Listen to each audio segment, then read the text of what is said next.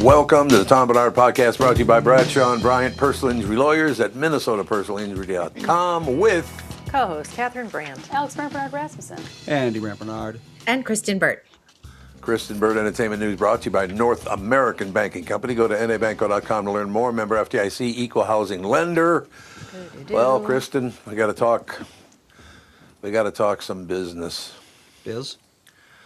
This whole thing with Howard Stern is the most. Have you heard about this? I have not. Which one? I mean, I feel like there's a headline with him like every couple days. So He fired 50 of his people. How does he have 50 people? And first of all, why does he have 50 people? Yeah, for real. Is he like a construction firm now? I mean, 50. Well, I mean, it's probably from those days of, really big bloated budgets. He's on a new contract. yes. He's only Yep. doing one live show a week, and Yep. that makes sense. You got to trim the fat.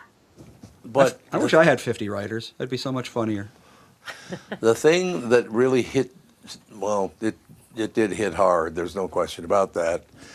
Some of those 50 people, and some of them pretty important people, he was paying $20,000 a year. Well, I mean, I guess if they work like, an hour a week or whatever. Yeah. Depends on, Yeah, it depends on, Wait a second.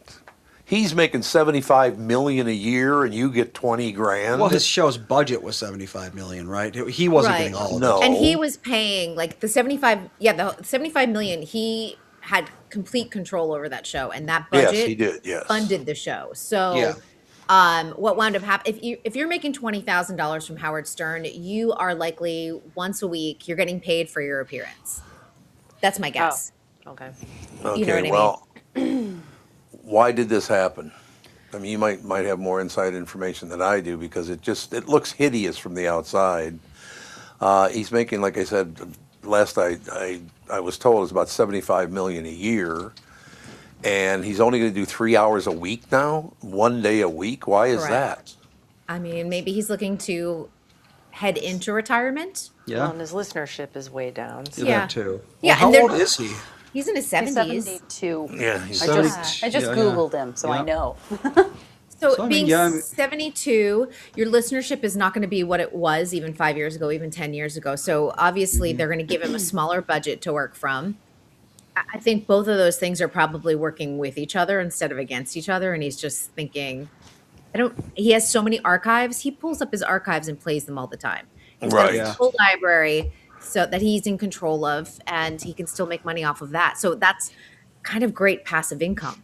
Yeah, Yeah. absolutely. That's true. Yeah, but I mean, it's a situation where all of those people were let go, and it was like just goodbye. It wasn't, hey, thanks for working with me all these years. Let me take care of something for you, all the rest of it. I will tell you honestly, and if you don't want to get involved in this conversation, that's fine. But I do think that, and it might have something to do with podcasting because people do their own podcasts and all that stuff.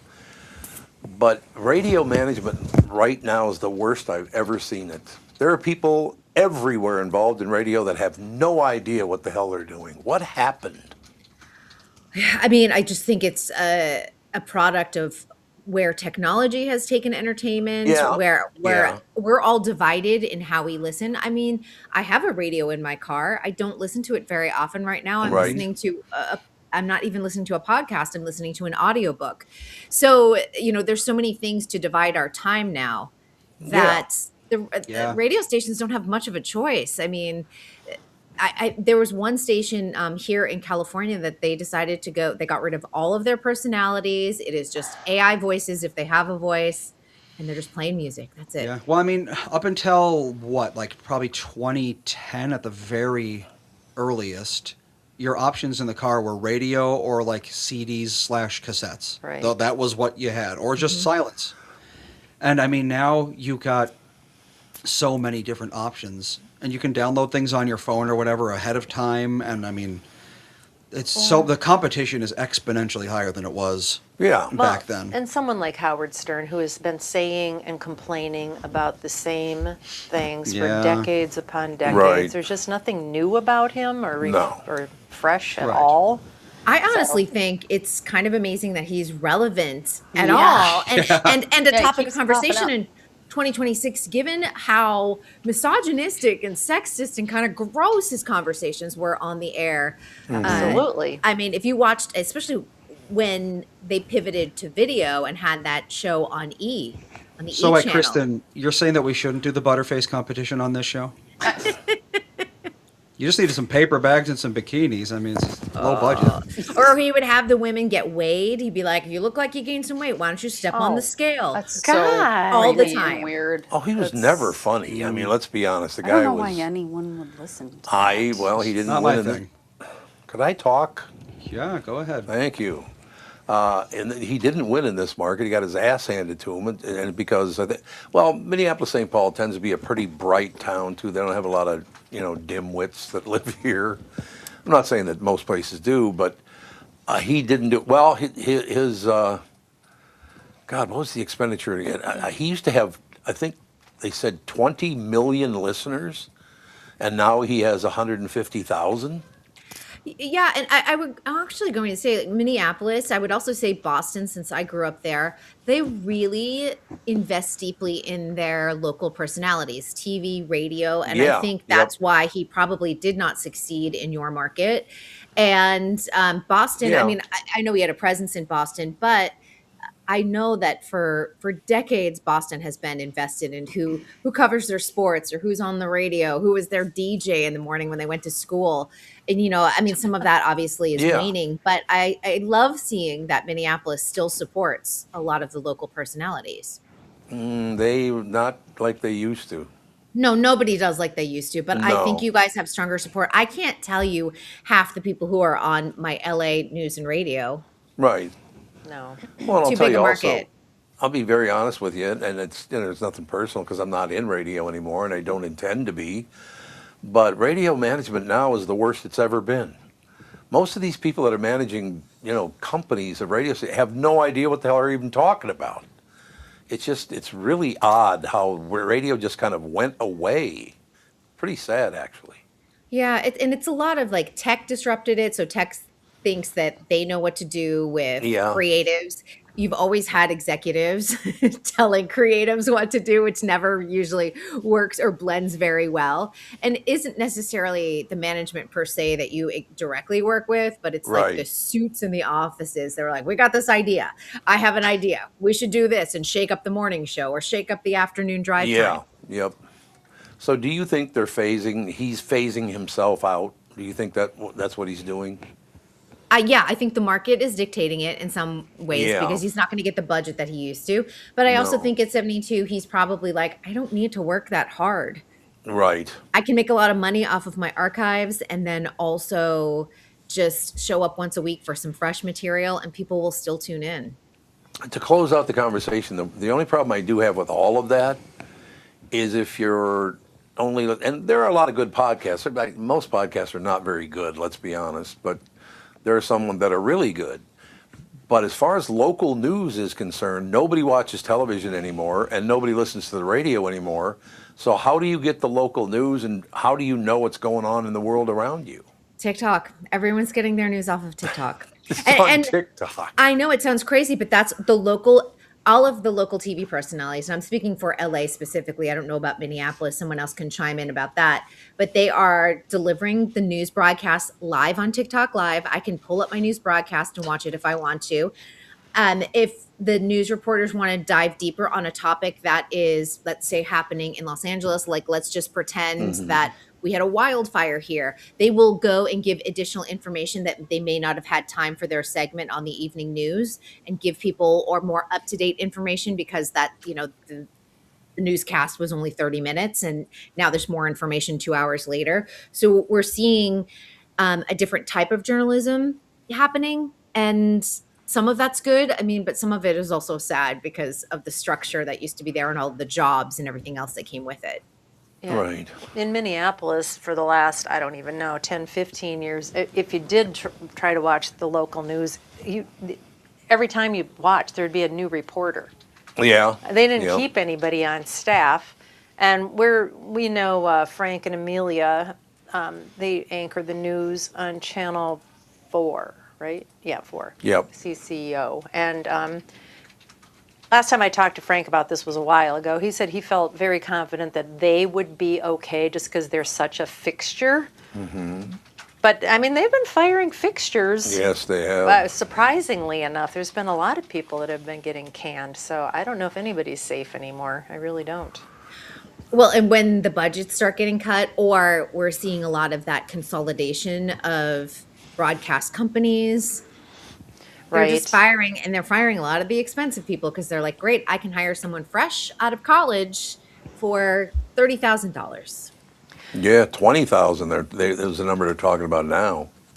Right. They want to pay them like 20 grand a year. It's like, whoa! Try to live in a big town on that salary. That'd be fun. Well, some people that live in smaller markets, they do make about $25,000 a year. And I saw one reporter, and she said, it's really hard. She's like, I can't go and DoorDash, say, to supplement my income because I'm the local reporter and the face of, the network. And so they have to find other ways to supplement their income that aren't public facing. Like they can't just go and wait tables or, bartend one night a week. Well, I don't know. I mean, DoorDash, you're out in the elements around the people. You might run into some stories accidentally. You might. I feel like who actually sees their DoorDash person?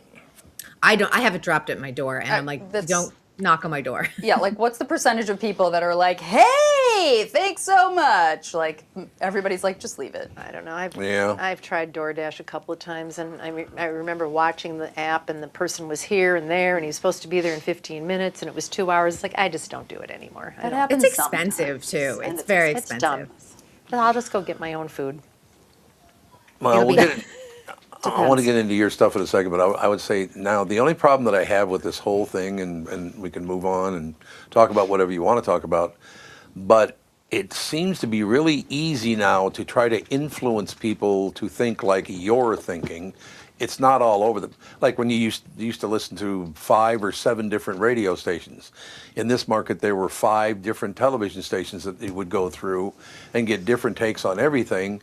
Now that's not really happening anymore because nobody watches the news and nobody listens to the radio. And that's not the kind of thing they do on podcasting. That's just gone now. Yeah. Well, like true. Kristyn was talking about everything being on TikTok. There's really going to be, that was really the only reason to have local news was for local news. Yeah, but now absolutely. that's all over the internet anyway. And weather, which you've got your weather app. You don't need to watch the weather anymore. Right. Although, yesterday I was driving to the studio and I wasn't walking down the 101. I was driving down the 101 and nobody wants me walking down the 101. But it was super sunny. And then all of a sudden it started downpouring. And I thought, there's no rain anywhere on my app. Right. Right. Weird. It was still sun, the sun was out, which is very unusual. I know other areas where I've lived, you'll get like the sun shower type of thing. We don't get those here in LA. It's either blindingly hot with sun or it is completely flooding with rain. So I was like, oh, look at this, a little sun shower. The only thing I would tell you, because obviously these radio stations and local TV stations and local news organizations cost a lot of money back in the day, and now nobody watches or listens to them or all the rest of it. Are we going to get the true news anymore? Because you used to be able to get like 3 different versions of the news, watching television or radio or whatever it was, and now it's the same everywhere, and maybe a little spin, but not much. Well, I don't listen to the news. I mean, I've got to be honest. It's not only just for my own mental health, but of course, I am very aware of what's happening, but I just really choose news sites that are just spitting out the facts and that's it. Yeah. And then you move on. You're great. I know what's happening, but it's time to get out of there. But don't you think, and I'll close with this, don't you think things were a bit more ethical back when there was a local spin on everything and it wasn't just a national spin on every little bit of information? When there was competition. People seem to be much more ethical back in the day. And I'm not saying all people, I'm talking about certain areas of communication. Well, I would definitely say that. And anyone who's gone through any type of journalism school on the college level, at least, you take an ethics class. So where a lot of your political pundits on both sides are a lot of them are former performers who wind Yeah. up having a Yep. strong political view, but because they're good Yeah. public speakers, they know how to emote, they're animated, they're interesting when they do speak, whether you agree with them or not, they're hired to be your political pundits. And that's both on CNN, MSNBC, and Right. Fox News.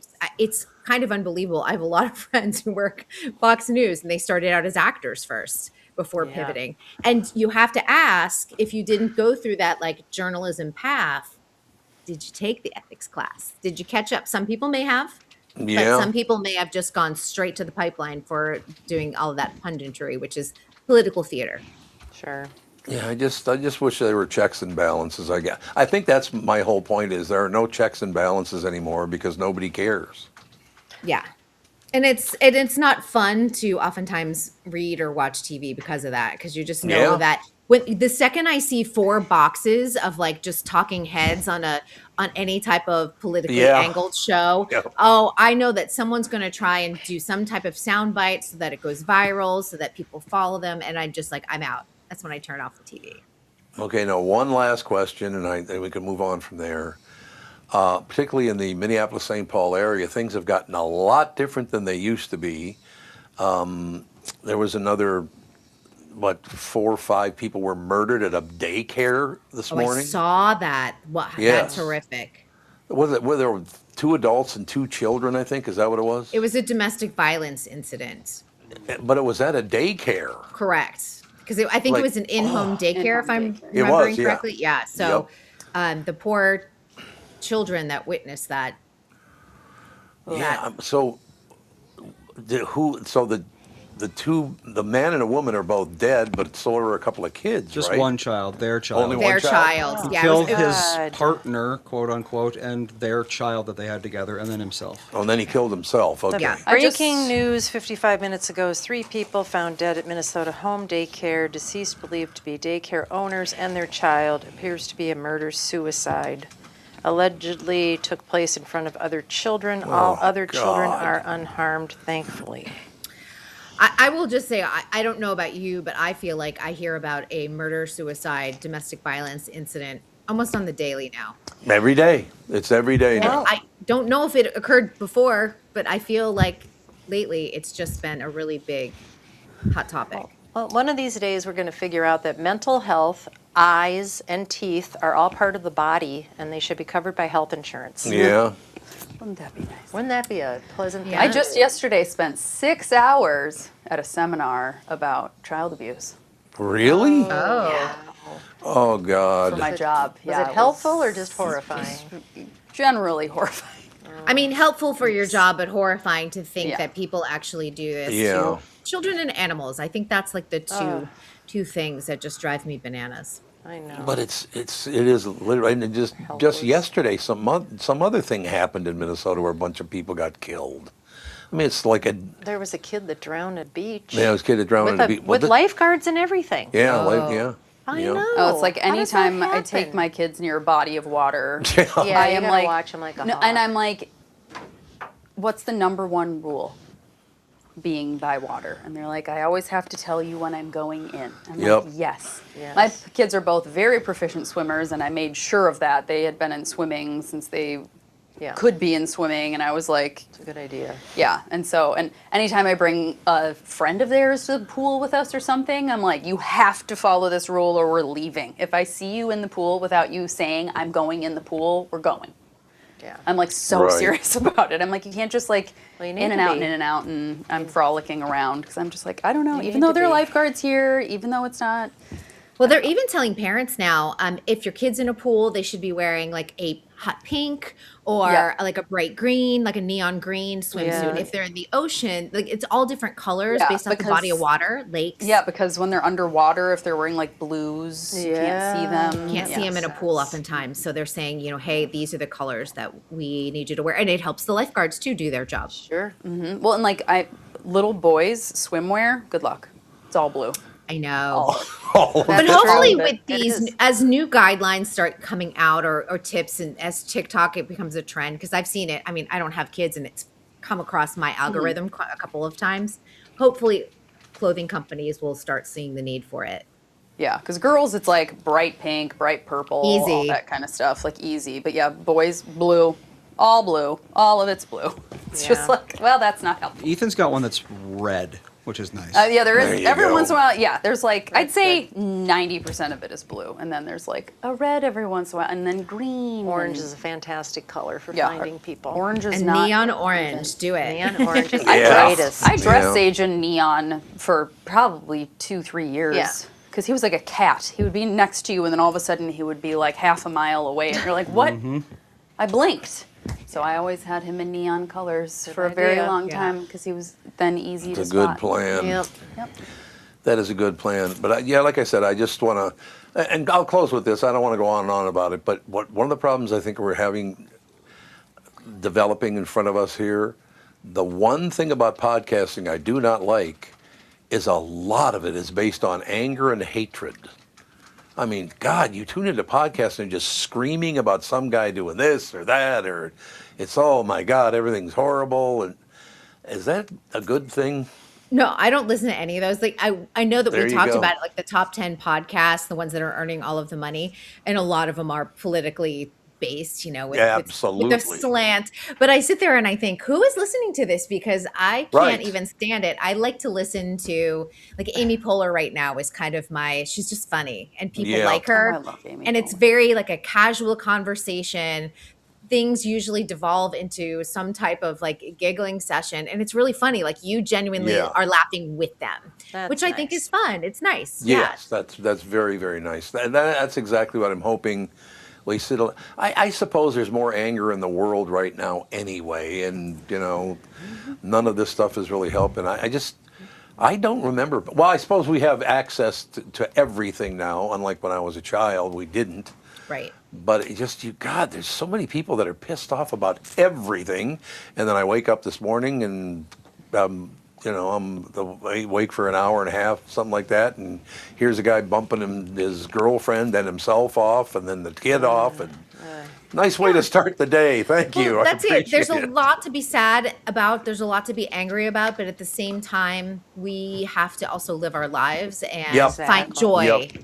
and not let the news dominate our feeling for the Yes. rest of the day. 100%. Because, I mean, we talked about this the other day when Sage was over and he was watching this show on YouTube about squishies, and this woman was reviewing squishies, and she looked like she had done 50 lines of coke. She was so excited. Yeah. Her eyes were bulging out of her head, and I'm thinking, this isn't a mentally healthy thing Again. about watching the grown woman freak out about squishies. Can I reiterate the fact that he wasn't supposed to be watching YouTube in the first Well, place? he knows he's not supposed to be watching it. And is the so other do you. thing. I've I told wasn't you there. both so many times. Did Sage But get in anyway, trouble? but I mean, that's Sage didn't. entertainment right now. Entertainment is all about, Yeah. a lot of it is screaming and yelling and people are tantruming and just carrying on. It's like, wild. ugh, why? Why do Yeah. people like it?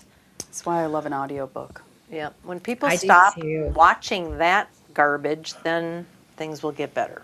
I love audiobooks, podcasts. Those are my jam. That's just like my brain just kind of relaxing. Yeah, Yes, yeah. that's very Are there some nice. positive podcasts out there? Because I can't run into any. I think Yeah, we try I mean, to do our best on here. I like to listen to, like, all weekend long, I was listening to Gymnastique, which is all about the national gymnastics championship was this Oh, weekend. there- So I well, listened that's to good. that. Like, I'm super excited. We're 2 years away from the Olympics. So I'm totally into that, and then, like I said, Amy Poehler's is always delightful. I listen to comedian Chris Frangiola, and his is literally, it's kind of like Seinfeld. It's literally about nothing.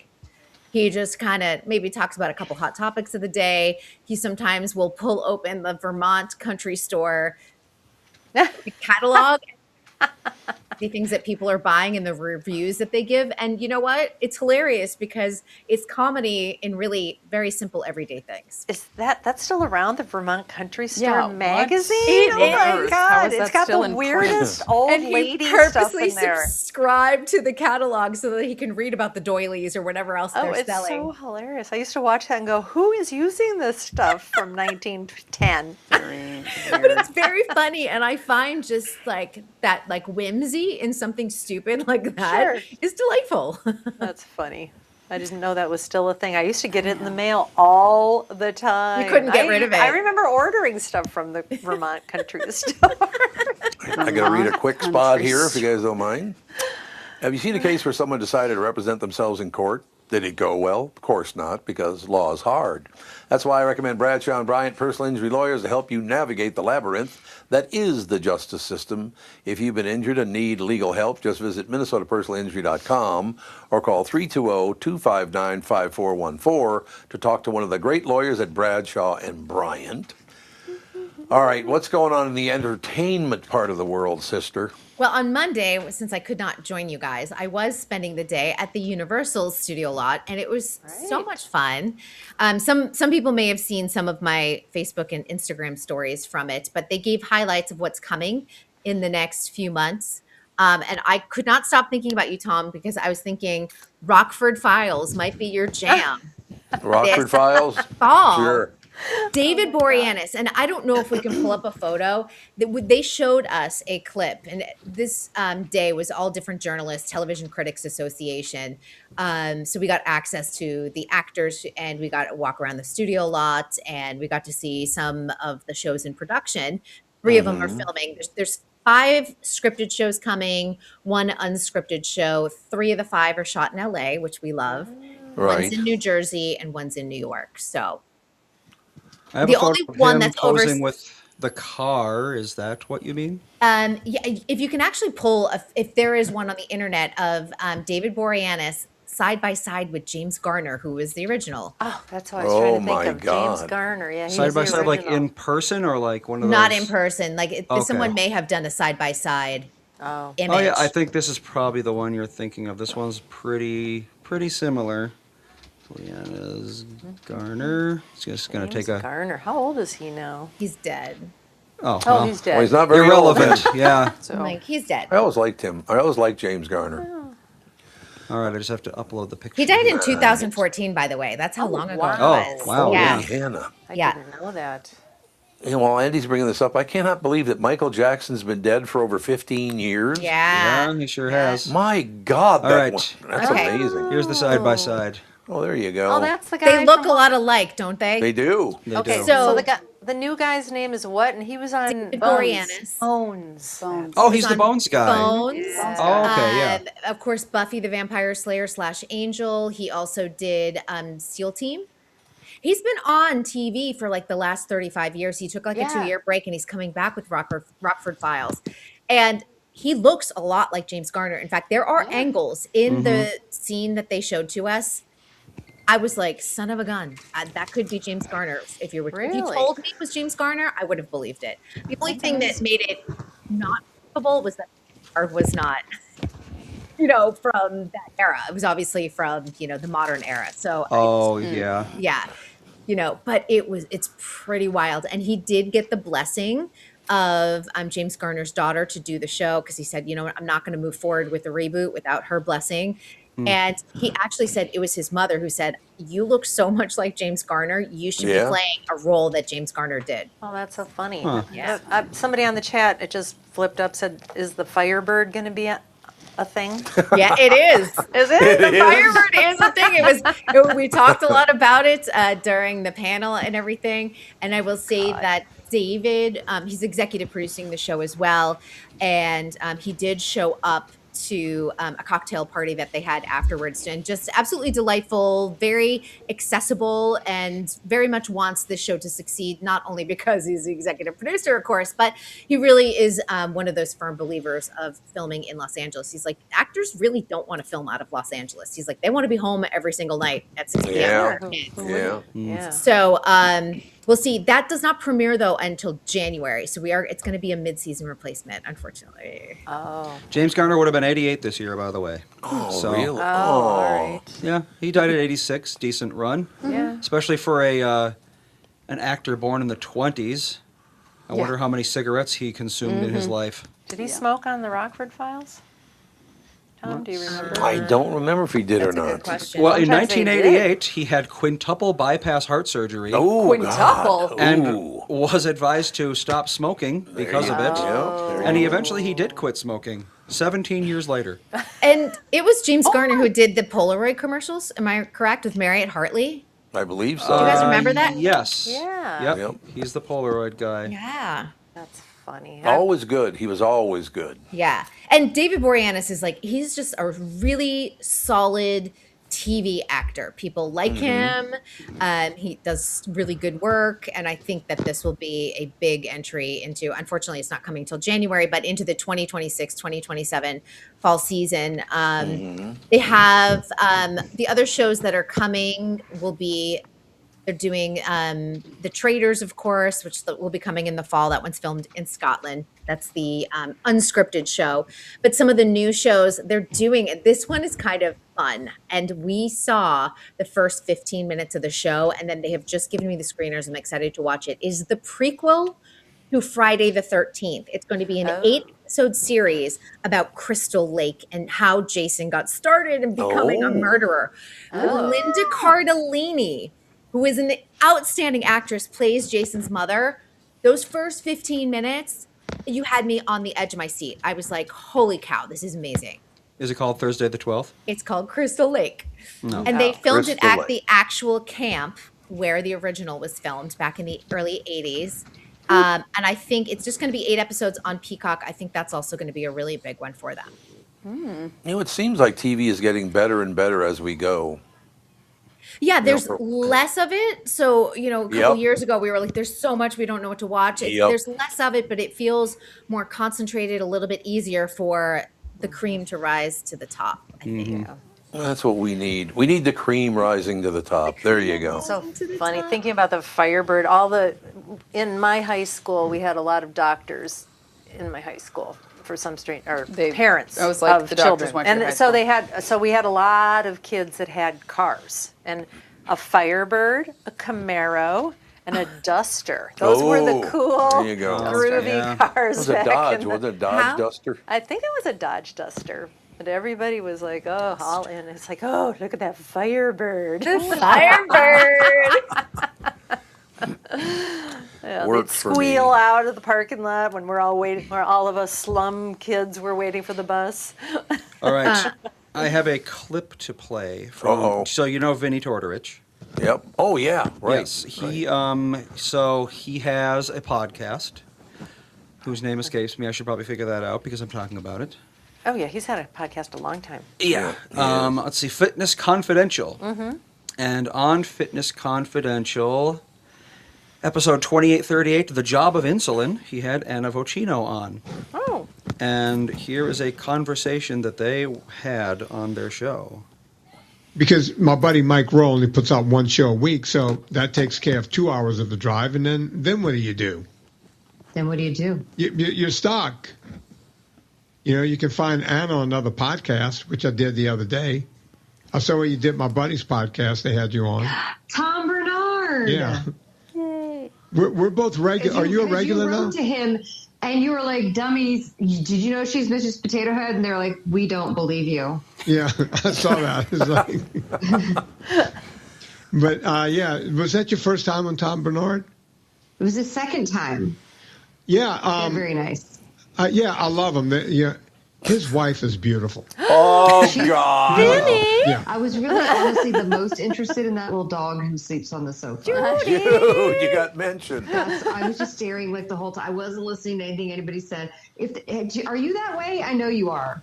When there's a dog in the room, you're like, I'm yeah, all about the whatever. dog, yeah. I don't care. Jude with his People, pink paws Get today. off me. I'm Yeah. about this dog. Let me get, yeah. Yeah. I'm like that with dogs, too. So, yeah, we all got shouted out on Everybody Vinny's got, podcast. So got cute. got a pop. That's I love great. that That's Jude is like the Couch people. superstar. Yeah, Jude, for some strange reason, Alex is like, why are Jude's paws pink? I'm like, I have no idea. Yeah, his paws are pink. They really are. Like the hair probably on his They are. What could he have Oh, the walked hair? through? Yeah, the hair on hair's his paws. pink, like he That might walked be through- bacteria. Oh, great. No, it's Yeah. all of his paws. Oh. The hair is pink. And even a little underbelly maybe here. A little hair dye session overnight while you guys were sleeping. Yeah, exactly. I don't know what's It's like going red on. mulch. Did Also, you the walk through- interesting thing about Anna being on our show is the reason I knew about her being Mrs. Potato Head was one of our listeners, Heather Erickson Riley. She's the one who told me. And she's also, we did a clip of Anna's appearance on our Facebook page.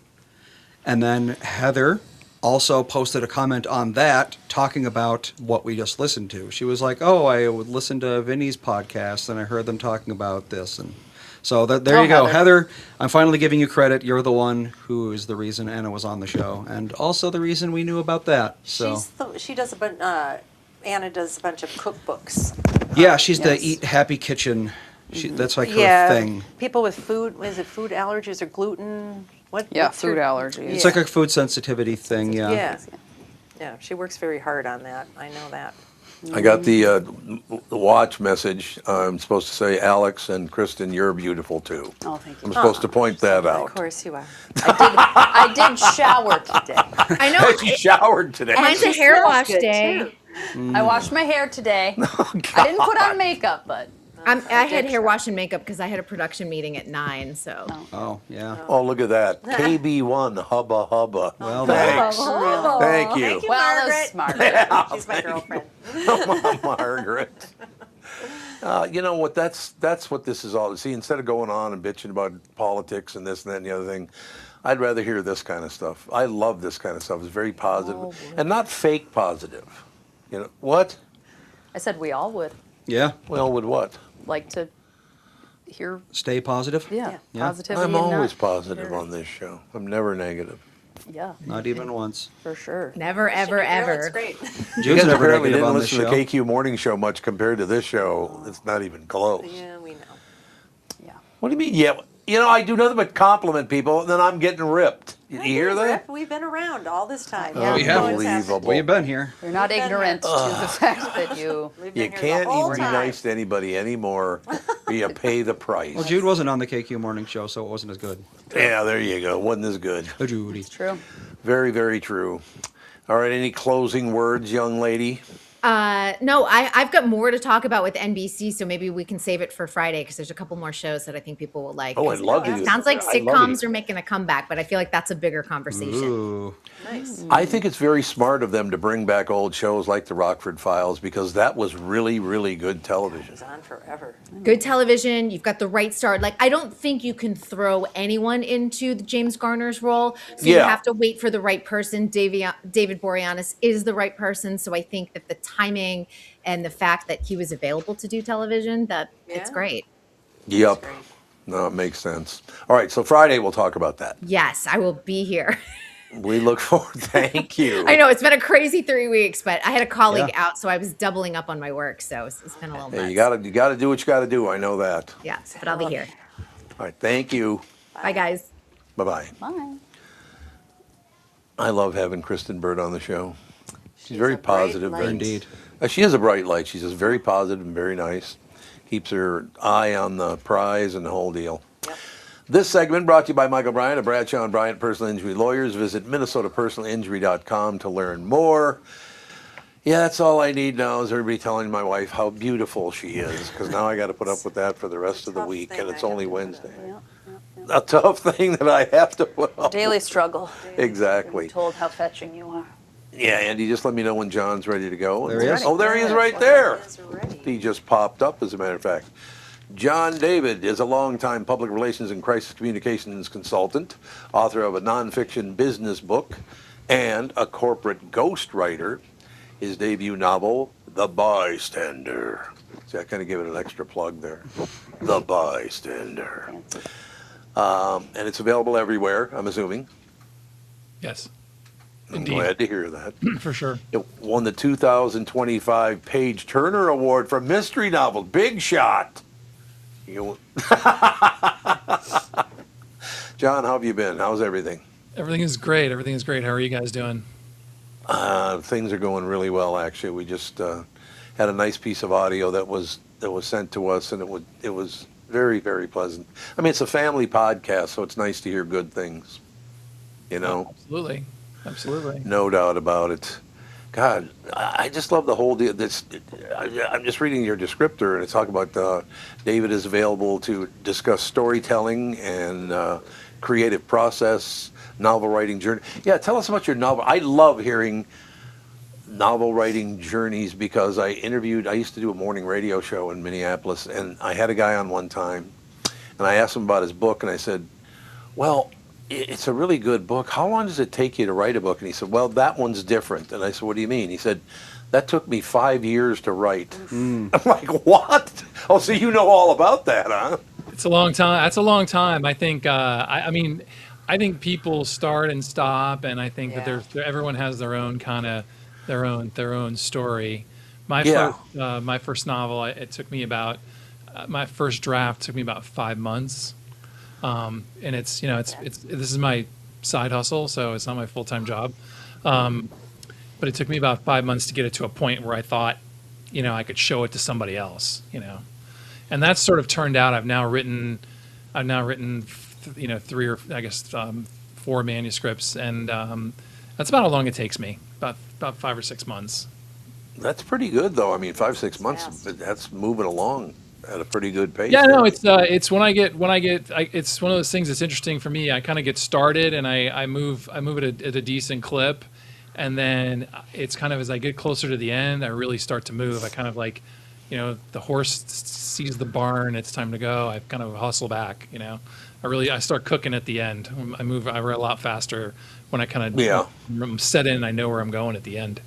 Well, I want to turn it over to you, John, because if I had to try to read and describe people what the Bystander's all about and your career is all about, we'd run out of time because of all the awards you've won, and I mean, my God, you've done very well. You're very kind. You're very kind. I've been fortunate. Part of my strategy, honestly, my marketing strategy was to when I first wrote my book. So I started in 2022, and I said it took about 6 months, right? And then I started to shop it around and try to find an agent, and I wasn't getting anywhere. I just couldn't. I wasn't getting any traction. I got a couple agents to look at my stuff, but nobody really gave me the time of day. And so I started looking at what other authors were saying, when they were pitching, and a lot of these folks had like real credentials, like they had a Master of Fine Art from some fine, upstanding university, right? And I have a journalism degree, from the University of Florida, for which I am proud of, but it's not like. I don't have any literary stuff. I don't have any fiction cred. And so I entered a couple of contests, and I was fortunate that, before my manuscript was published, and one of them was called the BPA First Novel Award. And you basically submit kind of the first few chapters of your book. And they had, in the year, that was in 2023, I think, they had like 2,000 entries, and like 20 books made the long list, and I was one of the ones that made the long list. So I was I was like in the top 20 of like 2,000 books, and so that gave me a lot of. I was like, okay, maybe this book's good, maybe it's worth pitching, maybe I've got something here. So They weren't screaming Sorry at you. about the screeching. Grandchildren. There's grandchildren in the other room that will need to be told to quiet it down just there a was tiny movement bit. going there. I'm like, am I off here? Am I? No, you're am I that putting exciting that you're getting screaming. Getting screaming in the background. John, to explain, this is a 3-generation podcast that we do. Catherine and I have been together for many, many years now, and our son Andy on the board back there runs the show, and Alex, our daughter, and then her children and her children are here today, but yours are not, Andy. Plus you didn't a bring friend. your kids, did you? No, I'd almost never bring my kids. Right. Oh, we could not No. function with 4-year-old Ethan. Yeah. Well, and Colin, this morning I was doing some work on my laptop, mostly like this, because he was crawling all over me, and just yeah. Yep. And he likes to make noise and that sort of thing. Yeah, Dad's attention is Listen, elsewhere. It's a great age. Don't take it for granted. I'll tell you right now. Yes. Mine are in their. I have mine are in their mid-20s, and I wish the conversations I was having were more like what's for dinner and how come I can't stay up later. That'd be a lot better than now. Well, Do you want eggs or do you want French toast for breakfast? Which one would it Neither. be? Those are the only two options. Or it's you can have hot cereal or cold cereal. Which cereal would you like? Yeah, there you go. One will And be when in the you give them microwave, what- the other one will not. So And when you give them what they want the opposite. that's great. Yeah, no, Yeah, that is true. Actually, I learned that a long time ago when when I first started having people over at my house for like parties and stuff. I learned, don't give people choices, because what'll happen is you'll make 20 hamburgers and 15 hot dogs, and you'll have 20 hamburgers left. And the next God. weekend you'll have 20 hot dogs left. It's true. Yes. Remember for Colin's birthday last year, or was it Colin's or Ethan's, that I was grilling from like 8 a.m. until probably 2 p.m. and I had like plates and plates and plates of stuff, and 80% of it didn't get eaten. Yeah. Right. Yeah, Yeah, just the one- It yeah. happens. The one thing you learn is you grill what's good as leftovers, right? Like hamburgers, not so Oh, great yeah. as leftovers, but flank steak, yeah, I can use that as leftover. Yeah. Right. So you're in Florida. You're south of Miami. Yeah, I'm in a suburb of Miami, so I'm in the Miami, the DMA, but it's south Yeah. of the city of Miami, south of all the the most of the insanity of Miami. South. Right. Yeah, we spend a lot of time in West Palm Beach, so we're great. not terribly far. What's that, like 3 hours from you, probably? Well, Yeah, it's it's 3 about hours 2 just to get hours. through Miami. Yeah. It's about 100 miles to get to Palm Beach County. It's a world away. I mean, it's much more sane than Miami. Yeah, I never go to Miami, basically. I don't know if I've ever been to Miami, actually. It's a great town. I like We it. drive through it on occasion. Miami's fun. It's a big city. It's a big city. Yeah. It's very. Yeah. It's got a lot of the big city stuff. It's more. Yeah. It's closer to, those of us with a little bit of gray hair would say it's more like when we thought of New York, 30 years ago. Kind of like Miami. Right. It's got big city stuff going. One thing I love about what Andy just said, going to West Palm Beach and all the rest of it, whenever that comes up, somebody I've just met or whatever, they'll say, "Have you ever eaten dinner at the Breakers?" Yes, we've eaten dinner at the Breakers. Everybody wants to have dinner there. It's a beautiful place. It's a It beautiful is Sure is. amazing. Sure is. beautiful It is place. amazing. Yeah, Palm Beach Island, I feel like, I don't know, you can feel the cash leaving your body as you walk around Palm Beach Island. Yeah. That's Yeah, true. there's a big difference between Palm Beach and West Palm Beach. Yes. Oh, yeah. it Sure is. Oh, yeah. When I go over to the island, I like finding, like, we'll be walking around or driving around, and I like finding the smallest property that I can see and looking it up on Zillow. Sure. And it's like $15 million or Yeah. something. Oh, It's like yeah. 500 square feet with half of a bathroom. $10 million. You wouldn't want to live on Palm Beach Island if you only had $50 million. That's Yeah, true. for real. It's insane. It's You'd be crazy. the I live in poorest a guy on the block. yeah, I live in a fairly affluent village down here, and I moved in almost 30 years ago, and it's just things have gotten crazy. Right. And they're building I'll just give you just context. My house was, when I bought my house in 1997, I paid less than $200,000 for it. Oh my God. And the house they're building across the street from me right now, they knocked down my neighbor's house, and they're building a 7,000 square foot house for Whoa. it's on the market for $8 million. Oh, wow. There you go. Well, your house is going to be worth more now. My- Property that's- values are going up. It's good for me. It's good for me. In It that is. sense. But it's like I looked at that house. And I'm like, before, when I was single, I lived in an apartment complex that had like 8 units in it, and this house is twice the size of the apartment complex. Well, yeah, 7,000 square feet. I mean, that That's a is a monster lot house. of house. It is. Crazy. It's crazy. It is indeed. Too Yep. big. To close out the story, I do believe I saw a posting. I don't know if it's still up or not, but somebody put their house in the market on Palm Beach Island for over $400 million. That's all? For a house. Well, to be fair, they've got the intercoastal in their backyard and the Atlantic Ocean in the front. They so, do. I That's mean, true. That's right. That's right. John, one of the, Yikes. and it's not a problem. It's great, but I sent this descriptor. Dave is available to discuss storytelling, the creative process, his novel writing journey, and the challenges associated with creating commercial fiction, how pop culture, movies, sports, and politics influence creative output, current trends, More so than the ever. fiction and publishing process. I mean, those are all really, really good topics. So I'd like to turn it over to you and talk about whatever you want, because this is all very interesting stuff. Yeah, for my fiction writing, I kind of call on, my career as a PR guy. I've been a PR consultant for 30 plus years and seen lots of crazy stuff. That's number one. And number two, I kind of write rip from the headlines thriller novels, So it's, and what I've seen, in my, my time as an author is just that how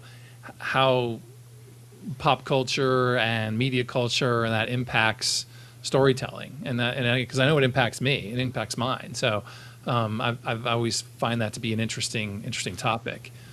And Have you been interested in that your whole life? I mean, as a child, is that the first time you thought, boy, storytelling is wonderful and I'd like to get into that? And so many different angles of it are just very fascinating.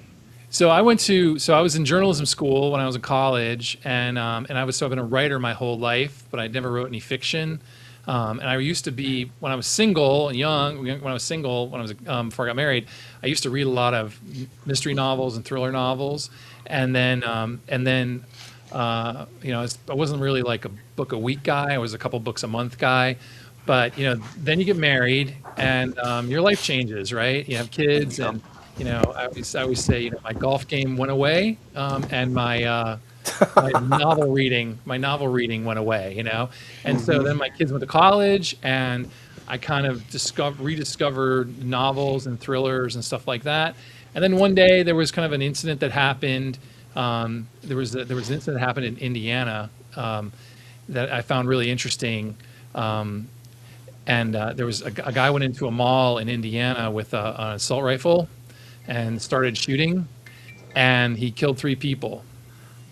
And but there was a guy in the food court at the mall who was a concealed carry guy. He took out his handgun and he killed the active shooter. Oh. And I thought it was really interesting. And I thought to myself, this story could be the backdrop for a novel. And so that's where my story kind of came from. And so I've, so that's where the idea came from, and that's what started me kind of on my novel writing journey, And then I started pitching it around, and 18 months after I started pitching it around, I got signed to write a series. That's magnificent. Honest to God, I just looking at all of these things. Well, I just mentioned a lot of them, obviously, but isn't it great to live that life? I mean, there's a lot of pressure, I suppose, to write a book. I understand that, but it's a hell of a life, isn't it? As well. I mean, it's fun. It's fun. It's not really a new career just yet. I'm trying to find more readers and sell more books and do all that stuff. So it's still sort of like my side hustle, as it were. But it's fun. It's fun. It's a fun thing to do, and it's interesting, and it really you're really working a creative muscle, which is interesting, and gives you another perspective on the world. You start maybe a little, when you're a mystery writer, you start to see things a little bit differently. Right. And you see normal situations and kind of go, hey, I wonder if I could turn that into a plot line. You mentioned not being able to find an agent for a while. Did you ever consider just self-publishing and self-promoting for a while, or did you look into that? And what are the ups and downs with that? So I actually remain unagented. There you go. I ended up pitching to publishers. I saw an article online that was like, here's publishers who accept submissions from unagented authors, and I went and looked at this list, and there were like 20 publishers on the list, and then I started looking at them, and they said, yeah, we're open, we're open to manuscripts, on months with Z's in them, the third week of those months. There was like very narrow yeah things, but there were a few that were available, and I submitted, and that's how I ended up getting connected with my publisher. And that's how my books got published. I actually don't have an agent. I've never really thought about self-publishing. That hasn't been something. Right. It's something that I want to do at the moment. I don't want to say anything negative about it. It's just, for me, I don't think it's not a fit at the moment. I just, like I said, isn't it just thrilling though? I assume this is something you've wanted to do for a long time, maybe since you were a little boy probably, but to tell stories and then, hey, they could write a book. It's got to be pretty thrilling going through the process. I mean, there's a lot of pressure, but it's also very thrilling, I imagine. Listen, it's fun. I mean, there's no, I've done some, some book signings, and I've done some events, and, I mean, the first time somebody like walks by your table and says, I mean, this actually happened to me. A lady walked by my table at this book event and said, "Oh, I already read that book. Oh, Get out of here." Like, that was amazing, like an amazing experience. I then said, "Well, did you tell 10 friends?" But so it's a lot of fun. It's something that's really interesting, and people like to talk about it. People like to hear about it, and you meet a lot of folks who say, "Gosh, I'd like to try to do that," and I always say, "Hey, man, if I can do it, you can do it." It's worth it takes work and effort, but you can do it. I think it's wonderful. Is Mom coming back in? Great question. I don't The know. reason I bring it up is that we have a no. She had to answer the door because we have a movie star that just walked into the house. Really? So yeah, no, you know who Nick Swardson is? Great young actor. He's been in I think 37 movies now, something like that. He works a lot with Adam Sandler. Not Jason Schwartzman, right? No, totally different Swardson. A different person. No Jason, question. is that the guy? Isn't that guy from Rushmore? Jason, what's it? Anyway. I think that's about right. Yeah, okay. Is Mom going to bring him in, or what is she I doing? don't know. We don't know what she's going to do. Focus on, Yeah, we got a guest. yeah.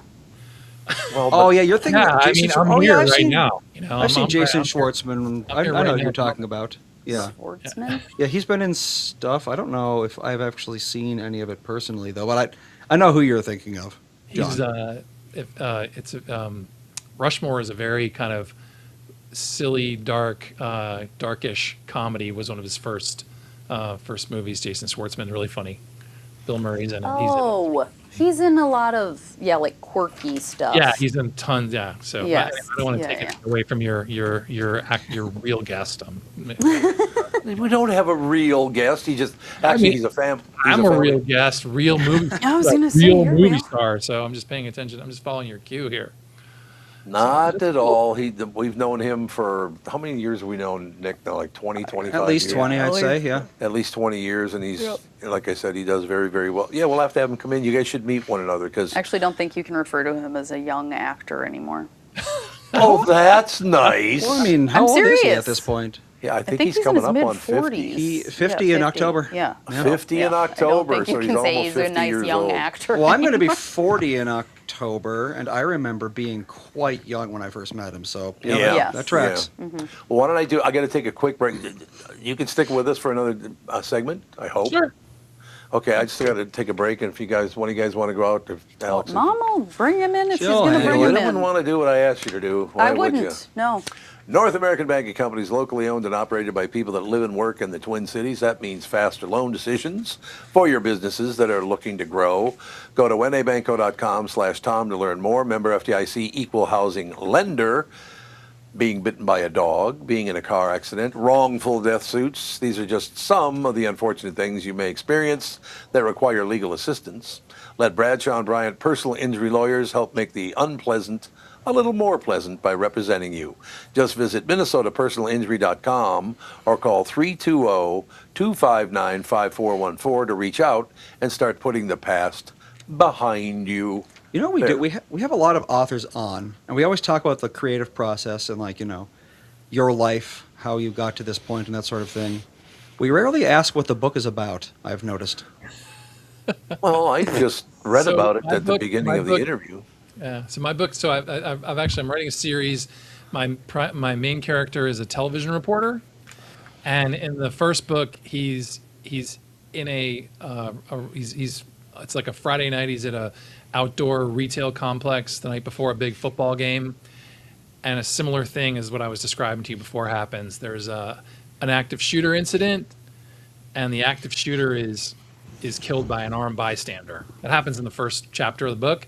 The TV reporter spins his camera around, gets the whole thing on film, and the footage goes viral, but all is not as it seems. Oh, Alex, you're interested now. I love a twist. I love Things that thriller. aren't as they seem. Or, I'm currently reading a Harlan Coben book, which is nothing ever seems as it Sure. seems. Yeah, Everything changes. He's a big talent. He's a big, Yes, major he league is. talent.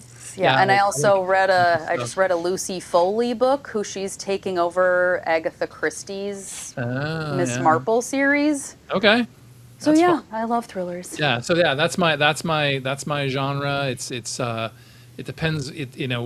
thriller, mystery. It's all kind of how you look at it. I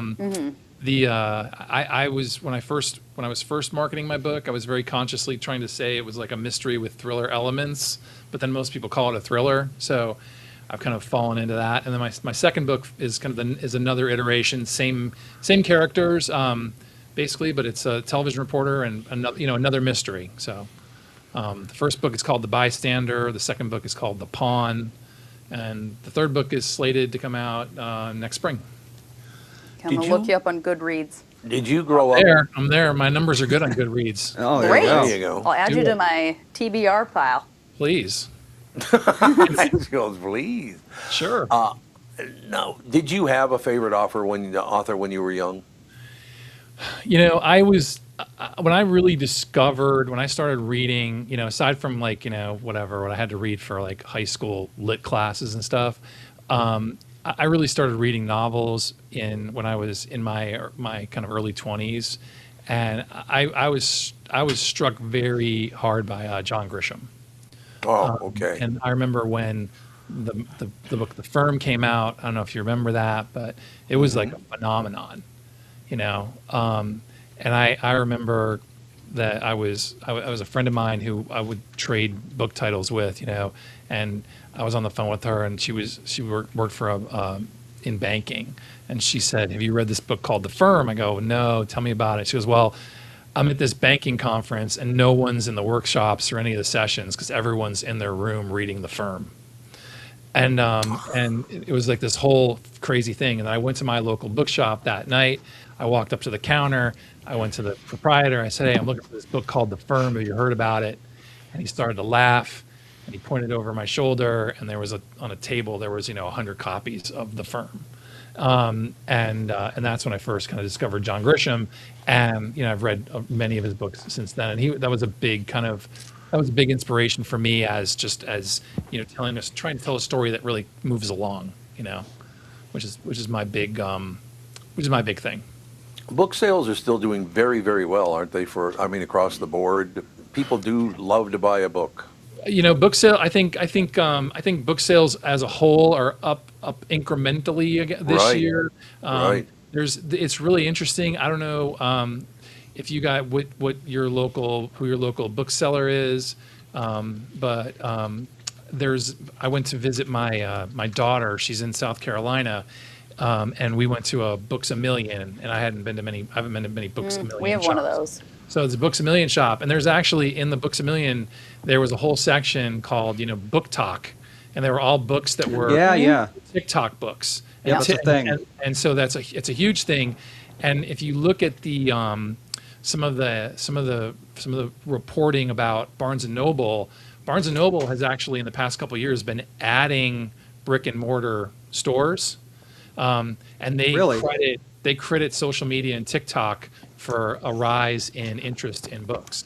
That's funny. My friend worked for Barnes and Noble like 20 years ago, and at the time, even 20 years ago, this is even before the iPhone, I think. Bookstores were on the way out, and we'd always talk about how the reason everyone's in here is because they want Starbucks, and if they buy a book, then great, but they're here for Starbucks. Yeah. So that's interesting to hear that bookstores are on the way back. Yeah, I mean it's complicated, that's for sure. I mean there's a big I don't think you can open a standalone bookstore right now and expect to have economic viability if you don't do something else. If you don't sell coffee or tea or beer and wine and have events and things like that, or sell other things, like sell other types of stuff. Just a pure bookstore, and except unless you have a model like a Barnes and Noble type model where they've got it all figured out. But if you go to Barnes and Noble, you see, they don't just sell books. They sell games, they sell puzzles, they sell, and they have a big cafe, where they're selling coffee and cookies and stuff. So yeah, we got a comedian in the comments. Books A Million by me had a sign that said 50% off, but they didn't lower the prices. They just only had 500,000 books. Well, close enough. Because million. Well, yes. I years ago I met some folks who were with Barnes and Noble College, and they're the ones who run the college bookstores. So where and now that's another industry. Oh yeah. The textbook world, again, has changed pretty dramatically since I was in college. That's for sure. But the folks at Barnes and Noble College, they are pretty blatantly would say, listen, yeah, we sell textbooks, but we make money selling sweatshirts, Yeah, and absolutely. all caps and iPads and wireless headphones and stuff like that. That's where they make all their money. They don't make any money selling books. Well, I don't know. I mean, college bookstores, though. I went to college. I was in college in the later 2000s. And I mean, God, a single textbook could be $200 back then. I don't know what the markup is on those things, but I'm guessing it's rather high. Yeah, I mean, it's a good question. I don't know because with digital, I think that some of that has to come down. Those prices got to come down because if you're gonna, you can't charge $200 for a book if you're gonna download it to your tablet. You know what I mean? But Right. I don't know the answer to that question. So it's been even longer since I was in college, so I can't tell you. Well, I see your Florida Gator back there. Absolutely. I goes, absolutely. So We yeah, had, no, yeah, that's that. When I was in college, there was like 3 big bookstores, and you could sell your books back to them, and it was a whole different world. There was a book. Now it's completely different. yeah. I just love that, honest to God. Well, talking to authors is something that I've enjoyed. I was in radio for 50 years, basically, until a few years ago, radio's disappeared. That does make me sad, by the way, that radio is disappearing, because for me, it was books, television, and radio. That's what it was growing up, That's where I learned most things. So to see a couple of those things changing quite a bit, it's nice to see that reading books, maybe it takes dips, but not big ones, and it seems to be doing very, very well right now. I just talked to an author the other day about the fact that it literally changed my life as a little boy when I read Catcher in the Rye. I mean, I looked at it and went, hey, I'm not the only ones having trouble getting through life here as a young boy, Sure. Or a teenager, Sure. I guess would have been. But Yeah, no, I mean, listen, I think some of it is, because of the escapism, I think is a big deal for folks. And, yes, we're, yes. Listen, I was just talking to my son, who's 24, and he's got a bunch of stuff kind of going on in his life right now, just kind of just nothing bad, but he's just really busy. And Yeah. I said, I'm sorry to tell you, it doesn't get easier. Like it just gets more complicated. And so, people I think are looking for escapism, and they're looking and I think it's a great way to unplug, For me, I like when I read, I usually read on my Kindle. I listen to a lot of audiobooks too when I exercise, but I read on my Kindle, and I'm very happy to take my phone and put it to the side and spend some time in my own head, not with this device pinging around me, all day long. So you're not a paper-only diehard then? Well, I'm not. No, I'm not. I mean, primarily because when I do like to, again, not to get into the sort of like how old are you stuff, but the eyes aren't what they once were, and so it's me. What the great thing about the Kindle, my Kindle, is that it's backlit, and so it's really easy to read it, and really easy to read, and you can make the print a little bit bigger if you want to, and all that. So, but I meet tons of people in my author life who are like, yeah, I like a hard copy. I only want a hard copy. Yeah. We can send out review copies before a book comes out. It's very easy to send a digital review copy. It's kind of a pain in the butt to send a hard copy review copy, because you basically have to go to the post office and mail it, and it costs more, and a digital review copy costs almost nothing. But there's folks who say, I only want a hard copy. I don't want to review a digital copy. Well, the other thing is it depends on how much room you've got. So I mentioned I have a 4-year-old and a 1-year-old. And you wouldn't think that children's books would take up that much space in a house. Right. But I mean, we've got an entertainment console in the room that's full of books. We got a little bookshelf in the sunroom that's full of books. They both have their own rooms with bookshelves full of books. Downstairs, we've got another little thing that's full of books. I mean, it's like the amount of space that books take is just ridiculous if you have a lot of books. Yeah. I mean, like absolutely. 1,000 books. 1,000 books could be their own dedicated room, like your library, or they can be a single device. Yeah. Yeah, There you that's go. true. There you go. I mean, I also the other reason actually I actually hadn't used my Kindle in a long time, and it became outdated. You know, like the software no longer worked. And it basically turned into a little doorstop. Yeah. So I had to buy a new one. And one of the reasons I bought a new one is because I have a lot of authors in my publishing company. They do like promotions and things where they go, okay, the book one in the series is available for 99 cents, on Kindle. And so I was Yeah. like, okay, I can easily support my fellow authors just by, buying their book on Kindle for $1. So that's another part of the strategy. But I don't even want to, in my shed behind my house, I have like several banker boxes full of books. Yep. I don't even know what they are. Yeah, exactly. Yeah. You're going to go and, what do you do with them? So I do have to ask you a question. At the very beginning, how old were you when you decided you want to write a book? I started to write a book when I was in my 20s, Okay. but I don't think that I had an idea, which I thought was like a good idea. It is since no longer a good idea because of technology, but it was a good idea premise.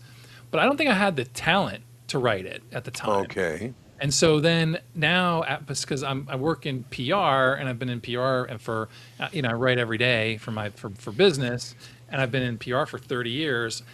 I'm a much better communicator and I've seen a lot more. So I think now it made sense for me to be able to tackle writing a novel because I got the experience and I have the skill. And about 10 years ago, I wrote a business book. And so I learned a little bit about the publishing world there. I'd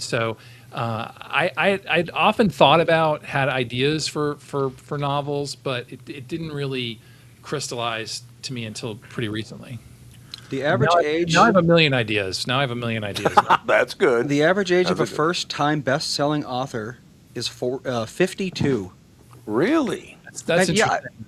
well, I mean, I'm not like a writer professionally or anything, but I've been doing this podcast for 14 years, so I've been writing descriptions and titles and that sort of thing and social media posts, so I can go back and look at the things that I've written in my mid-20s.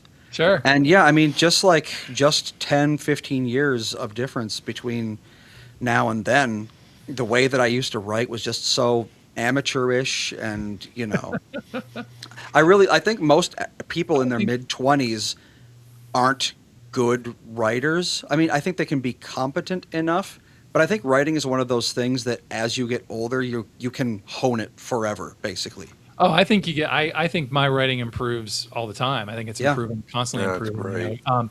There was a novel. I don't know if you guys remember this, but there was a book that came out. It was now almost 20 years ago, called Primary Colors, and it was a novel that was written about, basically it was a fictionalized novel that about the Bill Clinton and the Clinton campaigns and Bill Clinton's womanizing and stuff like that.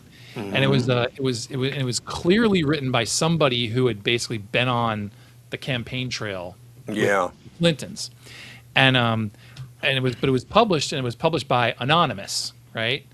And so what happens once that book came out? All of like Washington, the whole media landscape were trying, who wrote the book? Who wrote the book? And so they started asking people like, who wrote the book?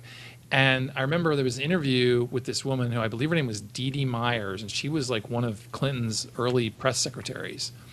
And they said, did you write the book? And they basically cornered her, did you write the book? Because they thought she was one who had, essentially would know all these stories. And Right. she said, listen, I had the access, I just didn't have the talent. Yeah, there you go. I've always thought about that, and it was like when I think about my writing, I was like, I had ideas, I just didn't think I had the talent to put it all together, and so that's why it doesn't surprise me that the statistic you're citing, is like it takes some time to get there, and a lot of authors you see, that are very successful now have written lots of books that you've never heard of before. It's not always the first one. Doesn't always they don't always get shot with a cannon on their first book. One of the great things about my life, I did a morning talk show in Minneapolis for 37 years. It was very successful, and thank God it worked out well. And every time somebody mentions Bill Clinton, I think back, because I met him a couple of times, And one of the times I went to see him, it was at a some kind of gathering downtown Minneapolis. I don't remember what it was or whatever. But I was talking to him. What are you doing? Getting interrupted, apparently. Oh, Nick has to go. Well, that's what I'm saying. Why didn't you guys just bring him in? Sorry, John. We're What? we can introduce you to Nick Swardson if you'd like. Sure. Make up for it. Yeah, have him come in just for a couple minutes. That's Yeah, fine. that'd be good. We've No, talked I- about the book. We talked about being an author. I mean, now we'll bring in the second act, right? In any case, come on in, you pill. In any case, so the last time that I did run into Bill Clinton, it was in the spot right here. It was downtown Minneapolis, and I was talking to him, and as I was talking to him, he kept looking to his left and his right, and I finally kind of positioned myself where I could see what he was looking at. Every time a really pretty woman walked by, he had to look at them. It was hilarious. It was unbelievable. You know, some of it's Catherine, you gonna stay in? some of it's Why genetics. not? Just saying hi. They literally have to Some of go. it's Oh, gen- you don't have to Start a go. conversation. You can do that. You don't want to be on? She handed it to me. I'm not Jake Hudson wants to know who the guest is. John David, famous author. John David is a very famous author, as a matter of fact. Hi guys. Nick Hi, Swardson. John David. How are you? Nick Not a Swardson. famous author, but they're a very kind audience. You got. Well, you're famous, yes. You are a famous author. I love it. Yeah. No question about it. But Nick, I've known how many years now? 78. So, yeah, 78 years before we were 78 years? both born. Well, it was a tough situation, not being born yet and meeting someone. But Yeah, you know, Tom and I did Godspell back at the Guthrie in 1968. Wow. Yeah, Fascinating. you're yeah, it was a unbelievable. wonderful production. You look great, by the way. I look phenomenal. Tom feels it. For 100, I mean, yeah. Can you? Yeah. You look phenomenal for being 83 years old. Yeah, God, you know, whatever works out, that's exactly how it is. Nick with us, and of course, who else is with us? Joe. Joe Joe's Hall, with us. music extraordinaire producer. Yes, indeed, absolutely. So, I know you got to go. Can you? In any case, I just wanted to see Catherine Barnard. I know you did. Oh, you I got you, stuck in this room now. you missed a part earlier on the show today. There was a who sent the message, Andy? Let's see. Well, who was that? Credit to Oh, it was Nick Heather Tortorich. Erickson Riley. But it was yeah, Nick Tortorich. Vinny Tortorich. Oh, Vinny Tortorich, Tortorich's podcast, Anna Vocino was on it. So basically, they were on a different podcast, and he's based in what, Arizona or something? I think so. Something like that. So they were talking about being on this show, on this podcast, right? Right. And they had to mention a few times just how stunningly beautiful Catherine is. It's like, thanks. Now I have to put up with that for the rest of the day. Well, they also mentioned how much they love Jude, the dog. so And how it's much like, they love yeah. Jude the dog, too. They did it indeed. Judy. But I just... I like how you had to put up with that. You had to put up with your wife's beauty. Yes, I did. Poor Tom. What a There's nightmare. no question. It's just so radiant, I have to put on sunglasses. It's a pain in the ass. You know. Yeah, It's funny, all the comments are about Chad Zumach. I love it. What are the comments about? What are these- Nick did. Nick, did you donate to the Chad Zumach GoFundMe. GoFundMe? Look, why am I being trolled by Chad's I heard Nick's nonsense? writing a romance novel with Chad Zumach. It's called. my He's being God. trolled. Johnny's How can being trolled I here. can't escape Chad Zumach in Minnesota This is on my just the guy friend's that opened for podcast. I guess not. Oh my lord! Okay, your number one job, ladies and gentlemen, because I just look at my watch, I can't believe the time. Yeah. That ran right through. John David, ladies and gentlemen. And the name of the book is, John? It's The Bystander is my first novel. My second novel, which just came out in May, is called The Pawn. The Pawn. And when are you going to come back? Because we'd love to have you back. Whenever you'll have me. Whenever you have me, I'm Okay, happy to so come back. Friday. The next book comes out in the next book comes out in the spring. So that Oh, would perfect, yeah. work. Yeah, that'll work out Yeah, perfect. send me a message over on Podmatch, and we'll get you back on as soon as the new novel comes out. You're a good man, sir. Thank you. Thank you guys Congrats for your on the time. book, man. That's exciting. That's great. I appreciate it. Thank And you. go very Gators. Don't roll Tide. Much. Absolutely. Don't roll Tide. Good choice. Good choice. There you go. Oh, Yep, they're there you all go. doing it. There you All go. right, there we. He's a Gator. There we Oh, go. you're a Gator fan. I didn't know that. Oh yeah, no big Now time. we understand. John, thank you, sir. We'll talk to you in, right. well, when the next one comes out. That'd be great. Thanks, guys. I really Thank you, appreciate it. sir. Take All right. Bye. care, man. And then What a night. we're leaving too. So And you're leaving too. That's goodbye, right. world. Goodbye, everybody, except for us two. So you come and spend 60 seconds with your buddy Tom, and then you got to leave. I came to see Catherine. Tom showed me to show up at 2. I didn't know what was going on. What do you mean? I don't Yeah. understand what you're saying. We're a complete disaster. That's what. That's the name of the show. This segment is That's- brought to you by Mike Bilski and North American Banking Company. Visit nabankco.com/Tom today. Okay, so Don't we Go have Kyler Murray. so we have Jimmy's wife Juliette out there too? Yes. So yeah, that's another thing. what? Oh, is that right? Oh yeah. Yeah. Oh, she's in the building? It's right outside. Oh, I didn't know that. So Nick Swardson, All right, so you're Alzheimer's, everybody- yay or you're nay? Tonight. Tonight, and then when are you leaving? I leave tomorrow. Early? 2 o'clock. But I've got to fit in 1,000. I had to make all these notes on my movie today. Whenever he lies, he doesn't make eye contact. You ever notice that? Oh, I'll make eye contact. I'm standing right now. Be on set. All right, well, call me later, because I want to say goodbye. Good to see you. Nice to see you. Yeah. See, I get no shake from him, of course. We'll be back for a lot of November, but I guess you're going to be in Florida then. Early November, he'll still be here, I think. Yeah, so. we'll still be here in You'll be early here, like, November. November 8th. I'll probably Yeah, we should be Okay, here. that could work, That's yeah. the day after my birthday. I know, I heard. I know. Yeah. I November heard. 7th, right? November 7th. That's exactly right, sir. Thank you, All right, it's good to see you. ladies and gentlemen. I want to Juliette- give a big ups, by the way, to the chat. Jake Hudson. He's the one who told me about EvMux. Is it pronounced EvMux, Jake? Am I saying that right? Or is it like EVMux or something? But he's the one. I did after the show like a week ago. I did this test stream where I was testing out a bunch of crap, and he joined, and he was like, "Why don't you just give EvMux a try?" And I'm like, maybe I will. And it's Okay. been way better than StreamYard, so Oh, really? I must, yes. Oh, yeah, I you're must right. raise Yeah, the it's- roof on his behalf. it's been a lot better. Yeah, StreamYard is, I don't know. We used it for years, but just not good anymore. We should probably, so Juliette's out there, so why don't you have Mom come on in with her? Well, I guess I can, I don't know. I'll get her. You can Okay, talk I'll just about, schmooze with everybody while you're going to get her. Can I even like get the chat big enough? I can get the chat big enough. Maybe you can read some of it.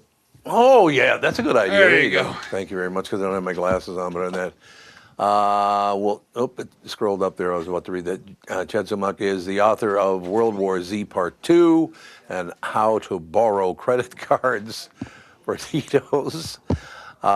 We got, Chad said you, oh, wait a minute, I got to make sure that they want me to read this stuff. Hello, how are you? I'm great, and you? So far, so we got a few people filling up the building today. So, did you know that Nick Swardson is shooting his third? Why are you talking to me now? My watch is talking to me. Nick Swardson is shooting. If you just want to clip this around heartline, midline. Nick Swardson is shooting his 36th movie. My God, unbelievable! Is Mom coming? Mom and Al come back in? That's fine, yeah.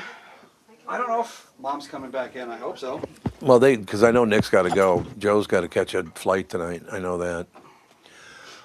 Chad said you are a $100 member of his channel. Oh, the channel. Yeah, Nick. who is this Chad Zumach everyone's talking about in the chat? I don't know. Something to do with Nick Swardson. Everyone started talking about Chad Zumach. Is that like a thing? Well, then it says poor Tommy not. Thank Poor you Tommy so much. I not. really appreciate that. Juliette Francis with us now, ladies and gentlemen. What's going on, Juliette? It's beautiful. It's Wednesday, and I'm hanging out with you. And where are you from originally? I'm originally from West Fargo, North Dakota. West Fargo. Yes. God, what was the station I worked at back in the day up there? Oh, yeah. I was on a radio. Well, I was in Grand Forks at the very beginning Yes. of my career, but that was a long time ago. And then I worked. God, what was the name of the radio station I worked up in Fargo? I loved living in Fargo. It's a great place. I was It just is. there last week. Oh, you Fargo were? to Wednesday, Thursday, and then Grand Forks Friday. See, So- I got to be honest with you. Oh, I like this. Poor Tommy not. Thank you. Thank you so much. I appreciate it. So you grew up in Grand Forks, In West Fargo. in West Fargo. Yeah, Excuse and me. then moved here to go to the University of Minnesota. Oh, you did? And I fell in love with the Twin Cities and decided to stay. But, now I travel and enjoy all the things. I hang out in South St. Paul. I don't know if you've ever heard of the center of the universe. So Well, we happen to know the mayor, so. Yeah, we happen to know the mayor really Who's well. the mayor? You don't know who the mayor is? The South mayor- St. The Paul? mayor of South St. Paul. Okay, count Goes it by down, the Andy. initials of JF. Jimmy Francis? You got it. Oh, I might know Oh, him. look at you. Look, and she did come up with it. I'm very impressed that you came up with the right person. Well, she is married to him, Yes, so. it's true. Yeah, it's there true. is that. He's my super best friend. So How did Oh, you we just- guys meet? we met at the St. Paul Winter Carnival. Oh, that's Oh, right. I think we Yes. talked I think about he that at talked dinner. about that before. Yes, How long I ago was. was it we went to dinner? A couple of weeks, or is it more than that? Yeah, It was a couple of yes, weeks. a I few think. weeks ago. 2 It or was 3 so maybe. great to It catch was up nice. and Well, there was no one else there. It that was was wonderful. perfect. Just the 4 Yes. of us. yeah, Yeah, Jimmy. How's Jimmy doing? he's great. He's good. He was he just on the does. show 2 weeks ago, a week and a half, something like About that. a week and a half. Maybe only a week ago. I think it was a week and a half. I love He how was on a also did Friday. dress really Oh, well. good. I was probably traveling. Thank you for entertaining him. It's less entertainment I have to provide then. Well, he's very entertaining himself, so it all works out in the end. So, what drove you to write a book? Write a book. I haven't written a book, but I will. Oh, I thought you were writing a book. Well, We you talked know, about it a little yes, bit. it's this thing that I like to do. I love meeting people. People Mm-hmm. are very fascinating to me. And I figure I say, okay, walking out of that's a page or 2 in the novel that I probably will never write. No. Yeah, I've got several novels I'll probably never write. So You think that's probably true? Yeah, I think so. Well, who knows? That could be like a pastime hobby that I should take up. Well, you got a lot of years ahead of you too, Yeah, so it's you got a true. lot of. So, what's going on in your life now? Now, I started a new job. Okay. So, Do you want to talk about that, or you do but not want to I talk can about come back to that because I'm totally geeking out on this new job, but enjoying the summer. We Yeah. have Jimmy and I have kids that are 19 and 17, James and Josephina. We like to say they're practice adulting. So yeah, you're at the like- home stretch, huh? Yeah. exactly. So we'll see. We'll So, see. how old are they? Josephina's 19, Mm-hmm. and so she's soon to be in her 2nd year in Of schooling. college. But she's decided this summer she's going to go and do cosmetology school. She finished her 2 years. really? She has her associate's degree, one more class, so she'll do a little business. And then I heard it's kind of a good business. We like to get our haircuts We and do. styled.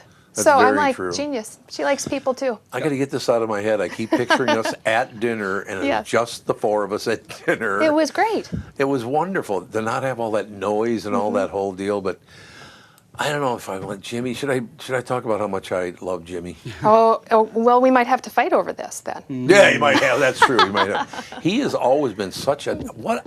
Is he always that nice a guy? He really is, actually. He's just the He nicest is. guy. Yeah, I've Never ever seems to wanted be in a meet. bad mood. So when we were Right. Yeah, you're getting right. married, he made a commitment.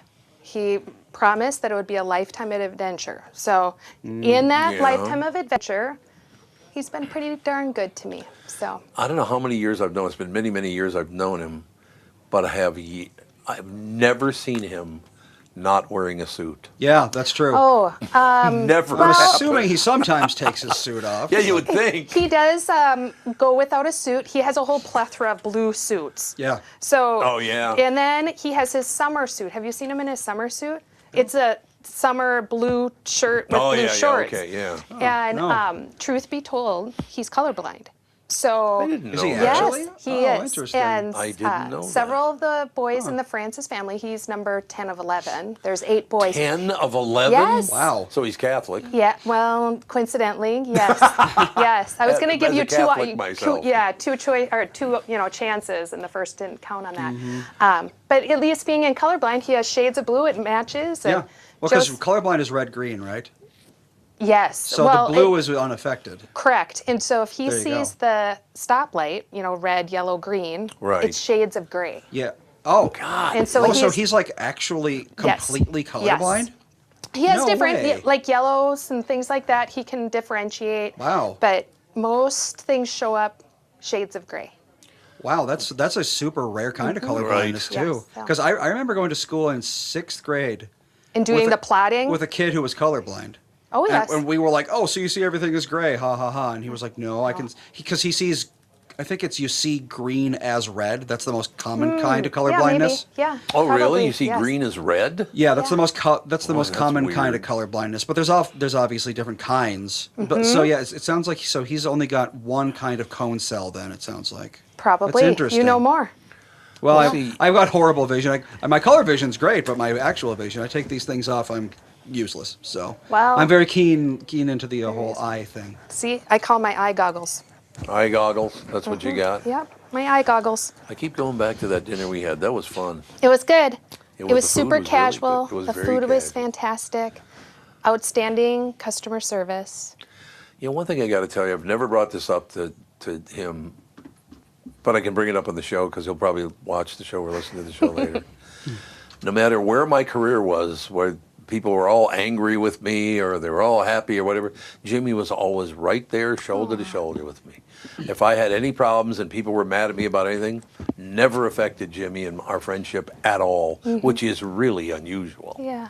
I mean, you do know that, right? I do know that. Yeah, and, I mean, but he's a goodie. He is. just believes in people, and he's not fair weather. No, he's not at all. Just, we should mention for people maybe have never seen, Jimmy leans toward a pretty handsome guy. Wouldn't you say? Well, I'm biased. well, maybe. I'm not really sure. Jimmy's also the reason you're here today. Yes, that's true. He recommended you because Oh. he said the title that you have, I can't remember, something about like associate director of something Alzheimer's something. Something. Yes, Yeah. I am the new chapter executive for Minnesota, North Dakota, and Montana Oh, at the God. Alzheimer's Association. Really? Yes. It's a long title. It is a long. Well, yes, and it includes good amount of travel, which I'm enjoying. Getting But to the know great people. places. Oh, Those are all great places. they are. It's a strange assortment, isn't it? Minnesota, North Dakota, and Montana. Like you'd think it would be like Minnesota and the Dakotas or something like that. Why the long strip rather than Well, like a block? The association went through some retooling here early in the year, and so the geographical boundaries changed at that time. Now, that being said, I think the position actually was uniquely designed for me.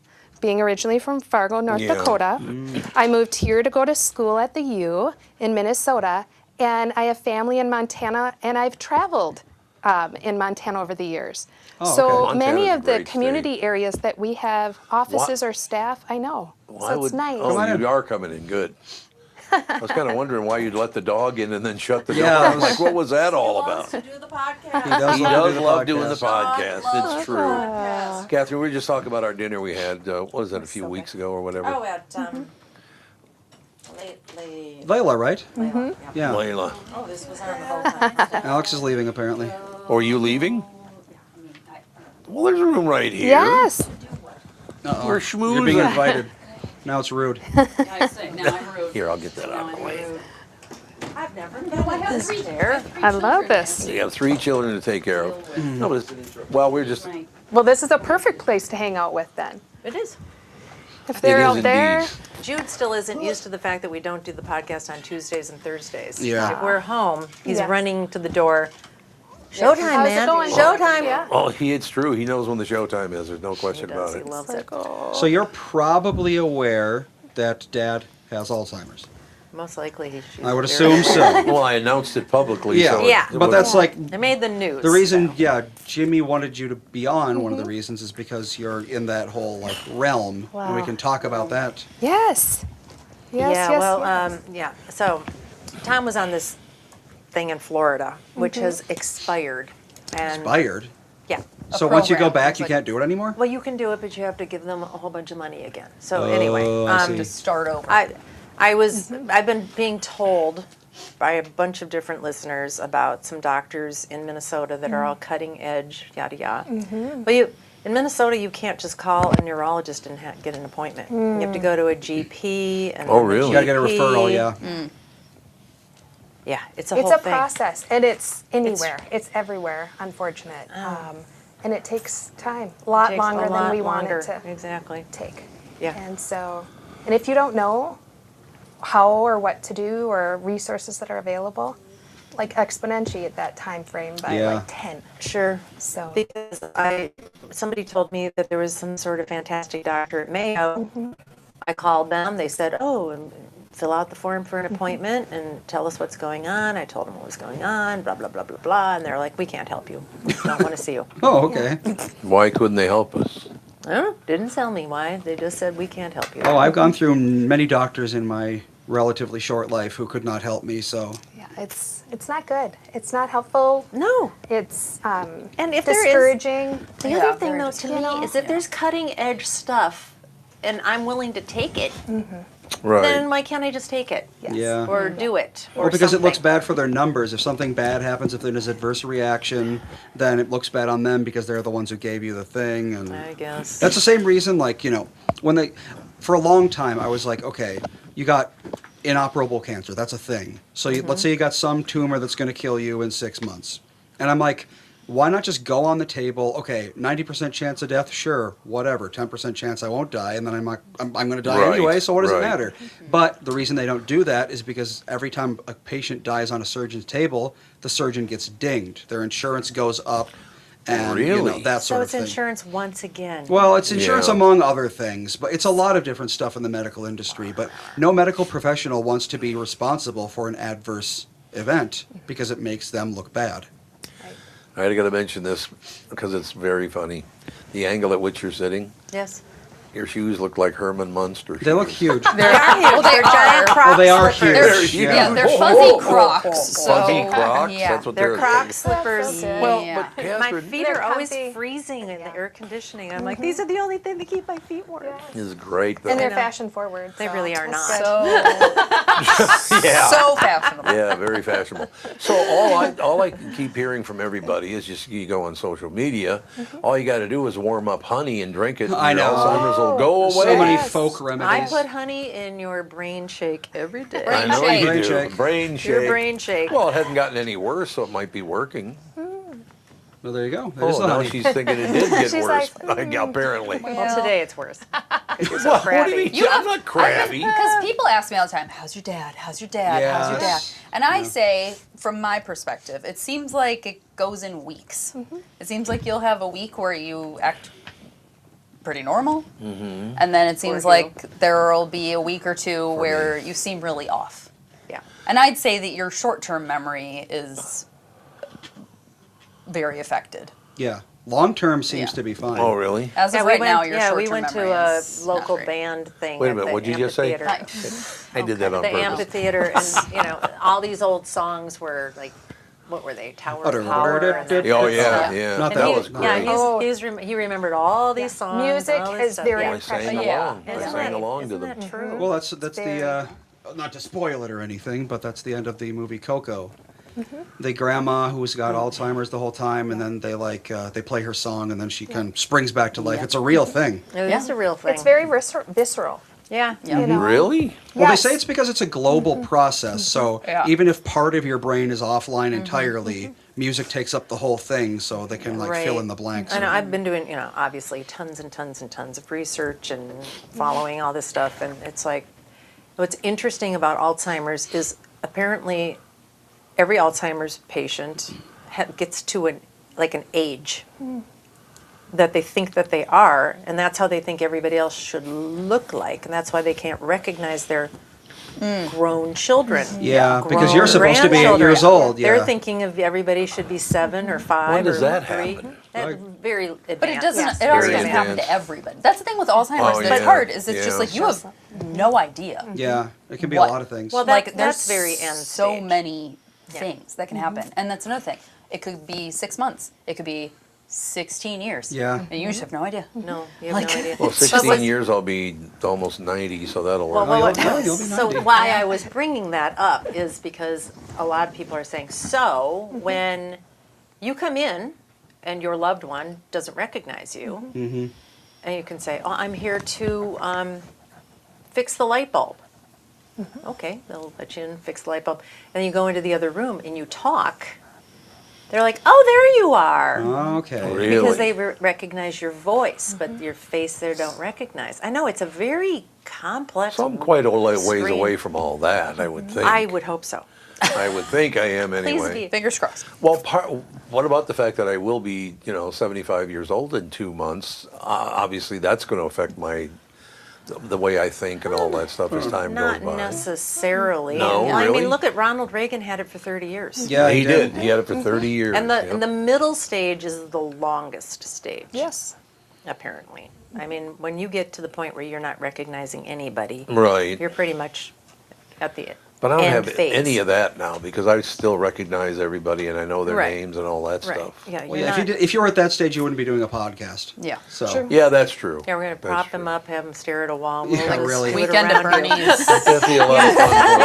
Yes, yes. Won't that be just great for Oh, me? we have Thank to you. laugh. well, I mean, Oh, yes, it's yes, yes, pretty yes. dark, but that is basically what they did with Bruce Willis for a little while. They did. He had that frontotemporal dementia, and they put him in movies. He had like one Oh, line. and Joe Biden too. But I they think. just- I'm pretty sure Joe Yeah, Biden it's- was. Yeah. I mean, this is the one thing about all that stuff that does get kind of annoying because you have all these different things happening and blah, blah, blah. I don't know.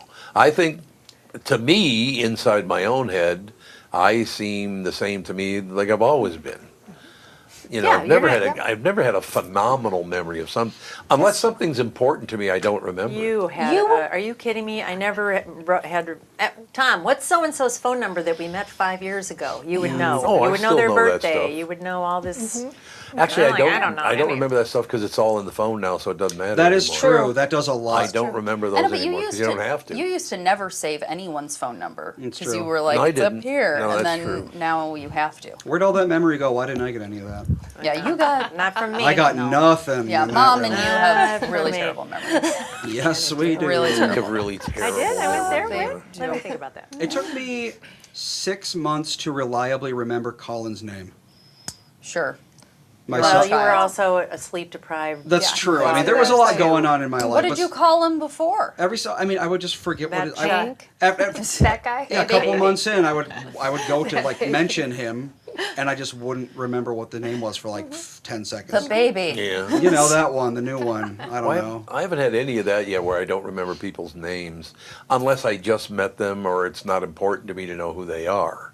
Then I do forget people's names, but in general, I lock in all those names pretty well and that whole situation. Dave says, "Yeah, like you can't remember stuff, Andy. You would be surprised what I can't remember. I only talk about the things I can remember, so I don't sound stupid." Yes. I appreciate it, Tom. Normal. Yeah, thank you. Thank you very much. So, are there any new fantastic things coming down the? Yeah, what's you going on know, there? You know, from a treatment perspective, Yeah. Lacambia is doing really, really great things for individuals with Really? the disease. What is? Yes. What is? How So- is it working? So how it's working is it's affecting individuals' plaque or their tangles, so p-tau and amyloids. And I was actually just talking to someone who had coffee last week who has been on the treatment a little bit over a year, and his plaques have completely disintegrated. Okay, well, this is what's interesting to me because I've been sort of researching and putting together this book,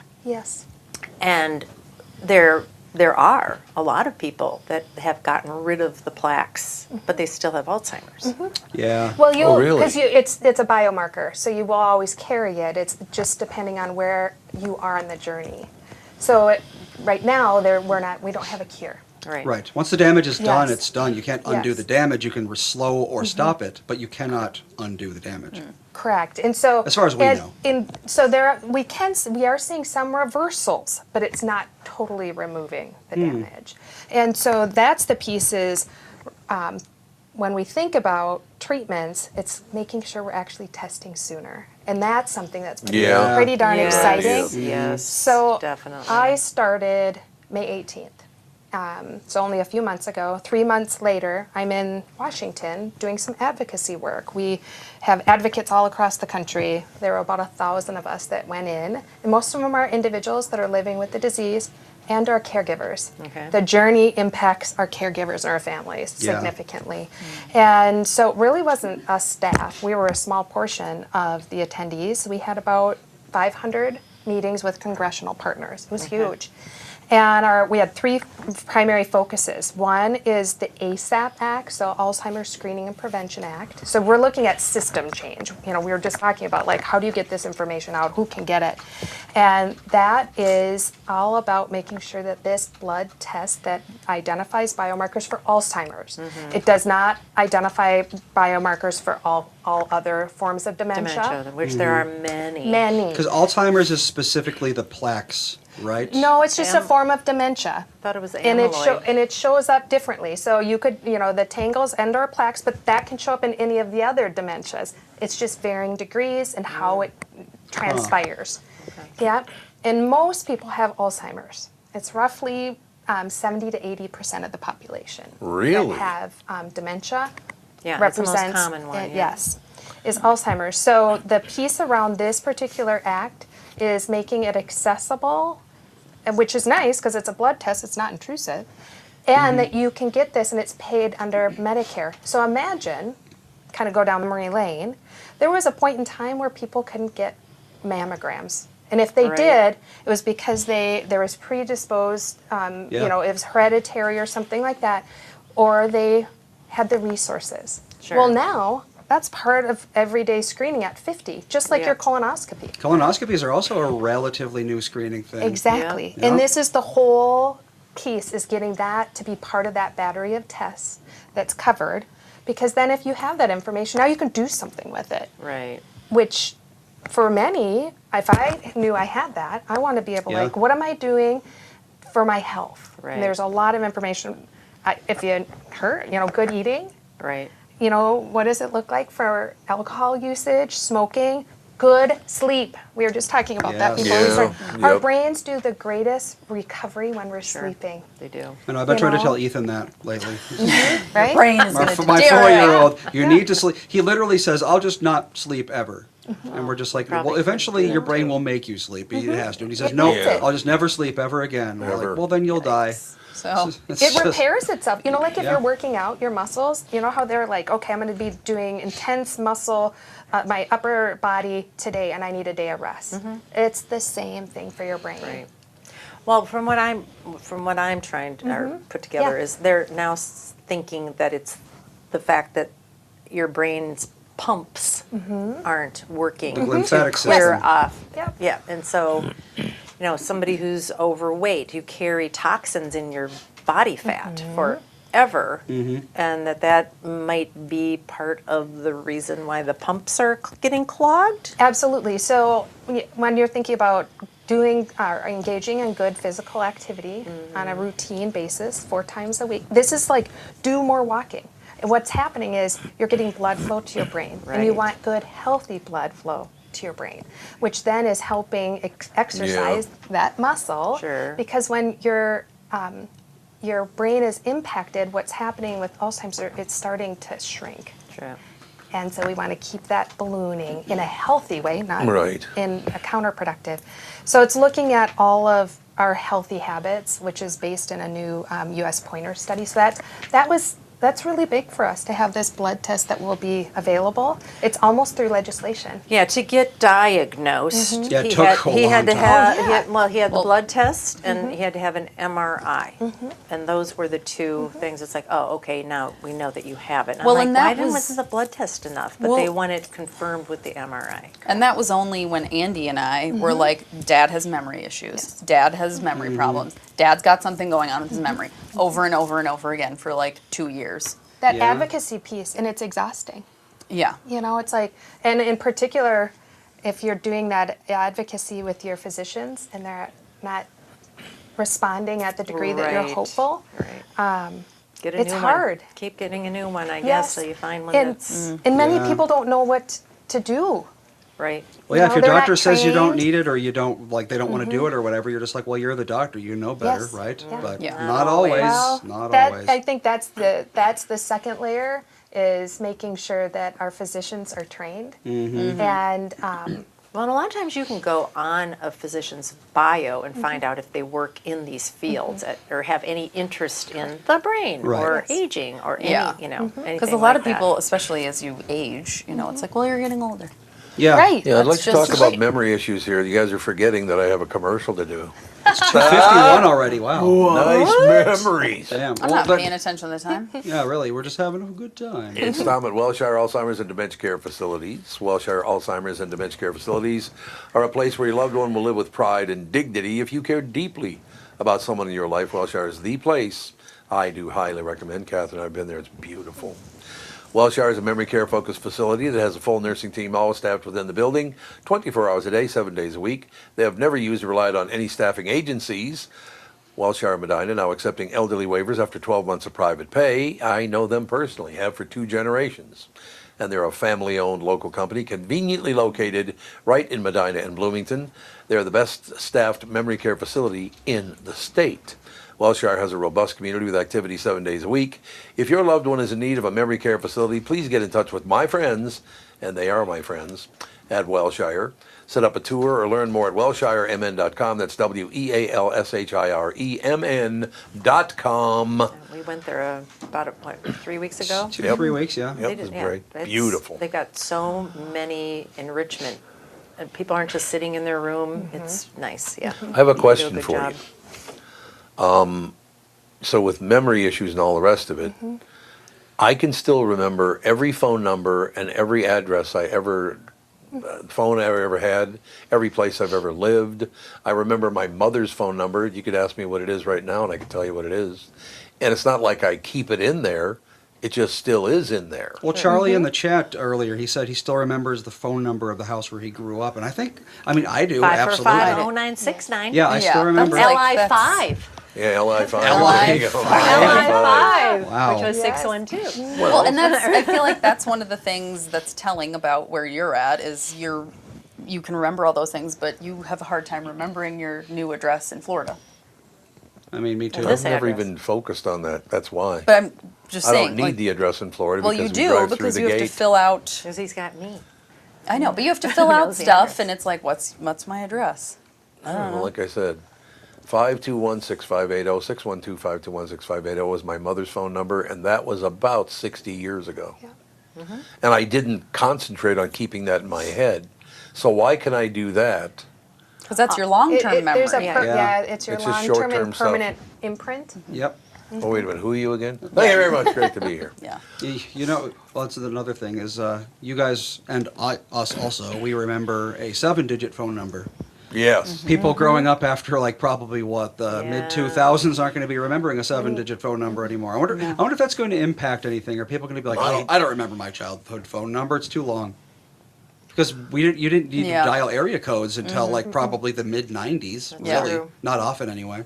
Yep. And now you just say, call whoever. That's You true. don't That's even yeah. have to Now look you at don't the even. Yeah. number. You Oh, yeah, don't I even have know. to worry about it. The only phone number that I know is my husband's. Yep, I know I Melissa's. don't know That's it. yours because you changed it. I don't know yours because you changed it. I've Yeah, but never known everything's Andy's. automatic now. That's why remembering phone numbers is not that important anymore. Yeah, because exactly. 'cause It's you all can- right there in your phone. That is true. So you I'm don't like, I have to know. remember that stuff. Yeah, I'm like, I I need to know remember Dan's. most people that I run into, unless I haven't seen them for a long time. I might not remember their name or whatever, but I don't seem to be having those kinds of problems. So what are the short-term things that you guys have been noticing that I don't get What focused in on? What are we doing later?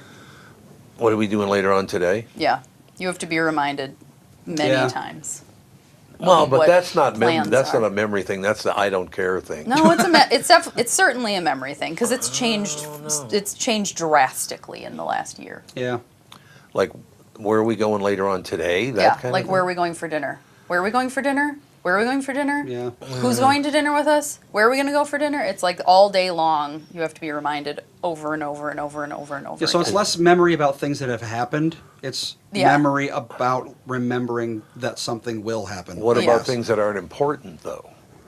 Because that's the other one thing you have to understand is that I'm going to be 75 years old in a couple of months, and there's a lot of stuff in my head, so I'm going to have to, shuffle some of it out of there to make room for the new stuff. Well, and I think that that's probably why it can be tricky to diagnose Yeah, Yeah. in I could see older people because it's like, well, as you age, your brain just kind of stops caring about certain things. But it's like, A good friend of mine who I've known for a very long time, she has Parkinson's.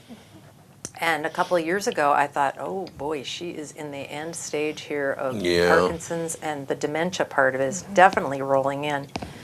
And then I didn't talk to her for a few months because she was moving and selling her house and her. when every time you talked to her, she was like, yeah, there was. I mean, really I was like out of it, and- yeah. But she would say things like, "There was a man running through the apartment, Yeah. and he had a gun, and there's going to be a trial, and all this stuff." And I was Yeah. like, "She's really losing it." And I went and I kept on trying to get her son's phone number so I could ask him questions and see where what the doctors are saying, and she wouldn't give me his number and all of this kind of stuff. And then all of a sudden, after she moved, I believe she got off of a med.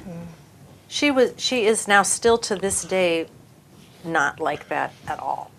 Yeah, meds can mess you up if they're Yeah. wrong. That's true. So, yeah, And she kept on saying she didn't like her Parkinson's doctor. I'm like, go get another one, because she's definitely the type of person that she's very feely, touchy, type of person that has to really like and, and engage with people. And When obviously he was giving her meds that were not great. yeah, she didn't. Yeah, it was a female Parkinson's doctor, and she just did not like her. And I'm wondering if, and I can't ask. I don't really know how anything's working down there, and I don't want to stress her out by asking too many questions. But she's been just absolutely fine, and I'm positive it had to have been, because she's been good for over a year. It isn't like just a little 3-month thing or a couple of days where she seemed okay.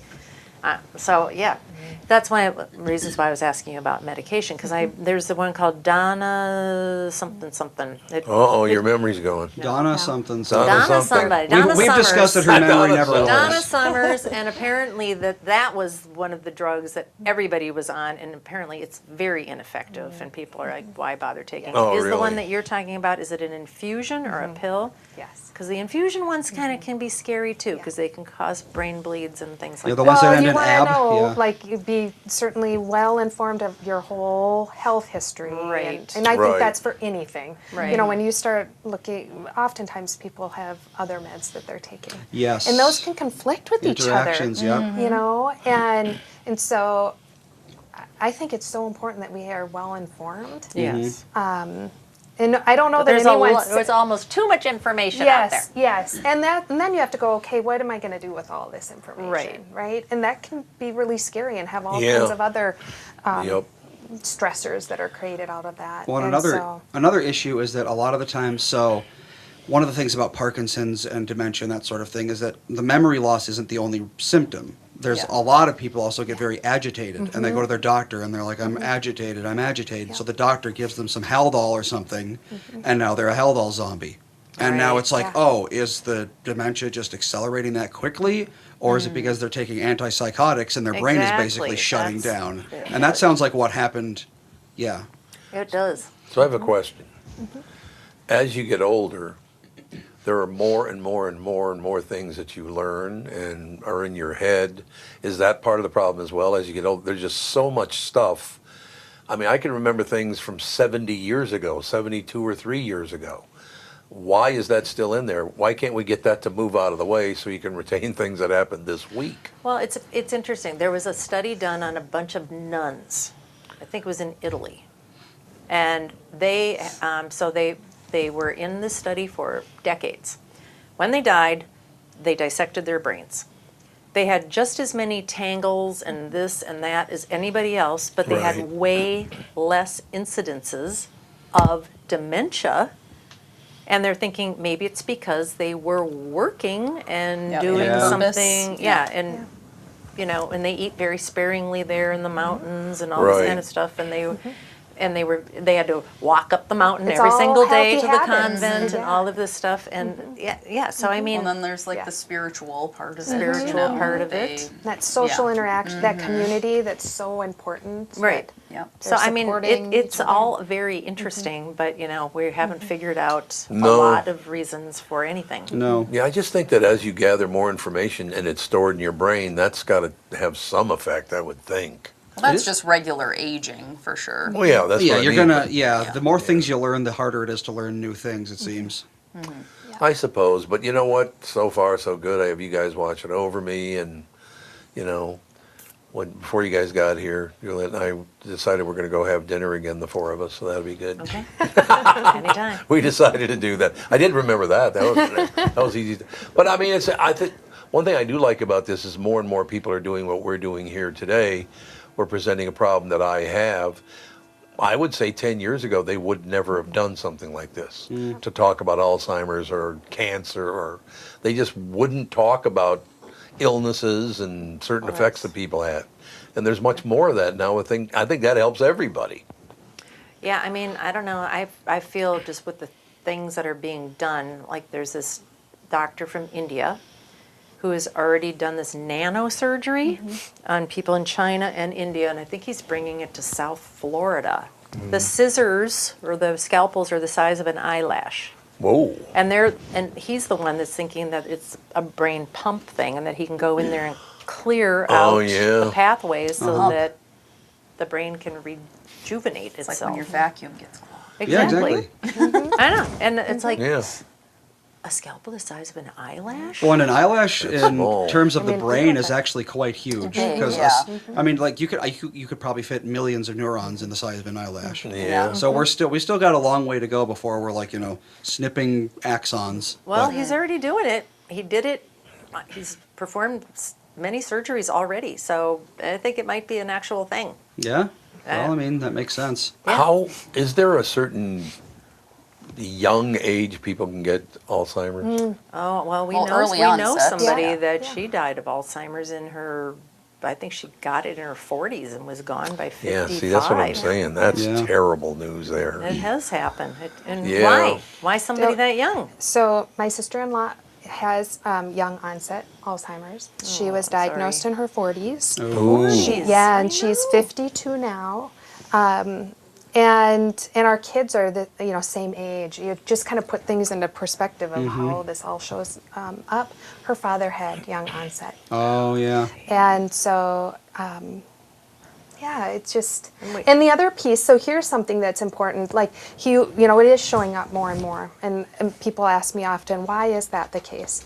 Well, we're talking about it more than we ever have. Yeah, that's true. We're Yep. we're not dismissing signs. Right. And there is some other pieces, like as our practitioners are learning about the disease, it's first many people are like, oh, maybe someone's suffering from depression. Right. Because you're not showing up yourself. Something's off, Right. all this thing. And then it's like, okay, do we start a battery of tests to start ruling out what is really happening? Right. And for so long, this has been considered an old person's disease. Yeah. And it's Yeah. not. I know. And so it's Well, part of that journey of.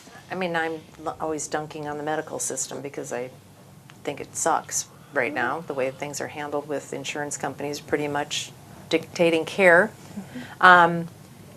If you think about, if you just call, let's say Park Nicollet, and you go in and you want to go see a general practitioner, you're most likely going to get somebody fresh out of college Yeah. that's in their early 20s, and they're like, they've never seen the things that they should be looking for. They don't know.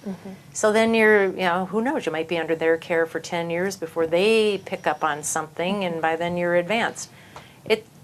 That's why I'm saying I don't like the fact that you have to go through a GP to get to a specialist. Well, my own story. I mean, 2021, I had that inguinal hernia, and I saw I think like 4 different younger female doctors, and none of them caught it.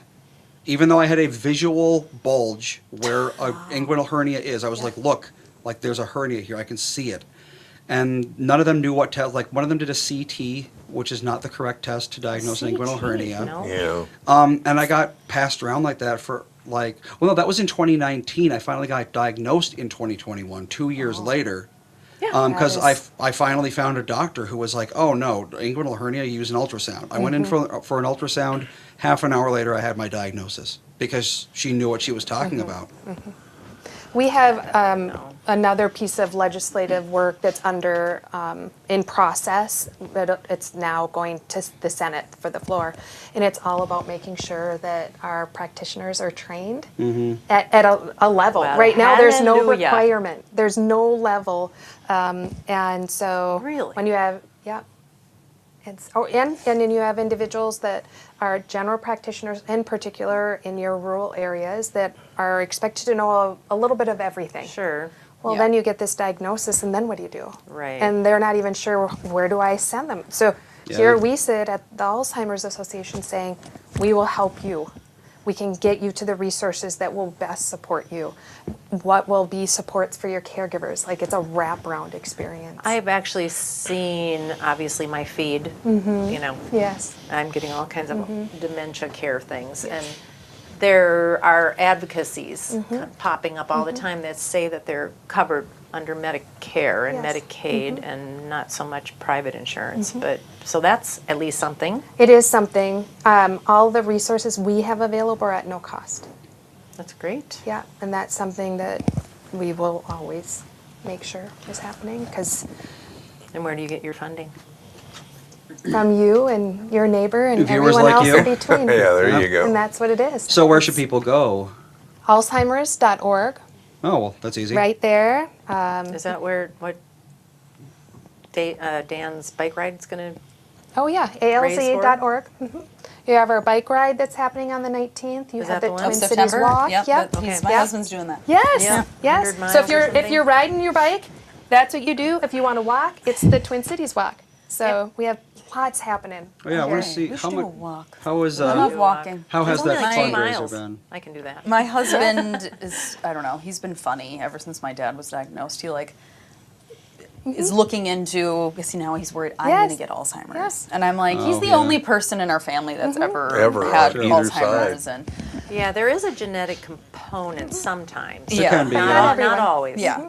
But he sends me, he's like, you need to take so-and-so amount of magnesium every night. I'm like, I've been doing that for 10 years. You need to take creatine. I take creatine every single day. You need to make sure you lift these amount of weights and walk this Yeah. much per day. I'm like, I've already been God. doing that. And it's like, I'm like, the life I already live is just Yeah. happens Yeah. to be a very anti-Alzheimer's lifestyle, even before he was diagnosed. And like, my husband Dan, he just was sending me all these things. He sends me all these things, and I'm like, you're aware that I do all of this already, but he's just like, make sure you're doing. He's a sponge right now. Yes. You know, and Yeah. yes. I know, it's really funny And- though, because yeah. he's just like, you got to make sure that I'm like, you should be reading. Da, da, da. I'm like, I read a novel every week, so I think What I'm is the good. link between weightlifting and dementia? I don't know what that is. I know Not they necessarily Blood flow. recommend men. Well, you want to. It's good to have, mass, muscle mass. Yeah. But not weightlifting and big. Yeah, that's no, not good not for yet. you. But there's good strength in that for your body in general, for right. aging and things like that. So Well- stability, it's good for your brain. I mean, it's just good muscle. Man, Ethan's gonna Well, live, and Ethan's it's gonna more- live forever. Good then. Endorphins blood. are. Yeah. Well, I Well, mean, it's part of the blood flow. Yeah, and people call Alzheimer's type 3 diabetes, sometimes, and they're like, oh, the more muscle that you have, the better your body is at filtering glucose and dealing with the food that you eat, and so it lessens your risk of whatever. So yeah, I mean, it's all kind of a big guess. It is. Yes. It still is at this point. All right, so you mentioned that bike ride thing. So on Yes.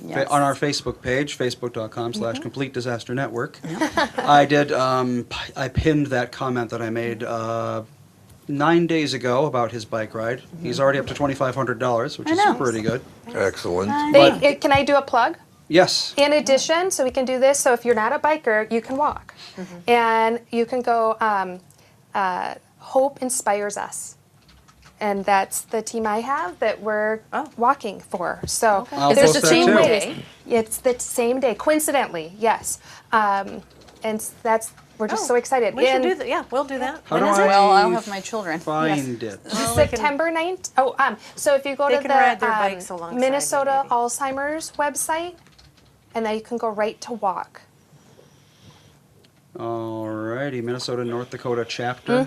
There it is. Yep. And then there's the walk. Yeah. All right. Yes, I'll find the link and I'll Yeah. put that in the description. And All right, so- we better get you guys out of here before So- traffic kicks into high gear. It's 10 It after already 3. it already takes me an extra 15 minutes to get here every day because the entire world is closed down. Yeah, Yeah. that's true. I actually had to swing orange by the cones? North Pole in order to loop around to There get to you go. Take Highway 7. I did, I but love it's still slower. It's still 10 minutes slower because I have to go all the way south and then it's sucky. All right, so let me say this in closing. Yeah. Is part of this not Alzheimer's? Is part of that there are things I don't want to remember, and I have shut down parts of my brain. An example, having 3 of my uncles murdered was very difficult. Well, you clearly remember that. I clearly remember that, but I try not to. Unfortunately, that part sticks with Try me. not to dwell on it is, I guess, the Well, I'm secret not there. dwelling on it, but I mean, my Trauma's father hard, going yes. through all that he went through and then dying at 60 years old, and he and I never got along. It was a pretty miserable childhood. So as part of me shutting my brain down about certain things, does that affect anything? Who knows? It might. I mean, they don't know. I mean, there were a lot of a lot of very violent things that went on in my childhood. Not to me necessarily. Well, but trauma does people change around your me. DNA. So Absolutely. It does, and that's why I was asking, could that even be part of this? Maybe. I think we're a long way off from knowing. Yeah, that's But- probably true. All right, well, thank you so much for coming, and don't forget, we got to go out to dinner again. I won't With your forget. lovely husband. Yes. Thank you. Indeed. Well, thank you for sitting through this with us, and I loved all of the posts that you made. Thank you for enduring this show today. Well, no, but I mean, a lot of people, this could be a little terrifying to a lot of people. Yeah, it is. Really? There's no question about that. It could be Get a grip. terrifying. I think so- for a lot of people, Alzheimer's is like one of their biggest nightmares. Yes, Well, absolutely. It's, Oh yeah, always was one of want- mine. I'm like, I'm so glad Alzheimer's isn't running my family. Yeah. Well, We it doesn't want run in your healthy, family, thriving just me. brains. Yeah, I haven't found anyone who said no to that. right. So Exactly. It'll all work out. And remember one thing that I really, this is, I thank God for this, that I'm already older than the average age of men in America who die anyway. It's, Well, that is a bright light. but it is. I mean, Silver lining. the average age of death for an American man is 74 years and I think 7 months. You got that going You passed for you. it. that's a good detail. That's a good data point. No, those it is. months I mean, in. The fact that I could have been dead by now anyway, so we'll shoulder to the wheel and live as long as I possibly can. Shoulder to the wheel, guys. Yeah, that's really what I'm gotta saying. Thank focus you up. for Grind that watching cord. this today. It is obviously very important, and I hope we all learned something from it. Yes. And I just will talk to you on Friday. Bye. Bye.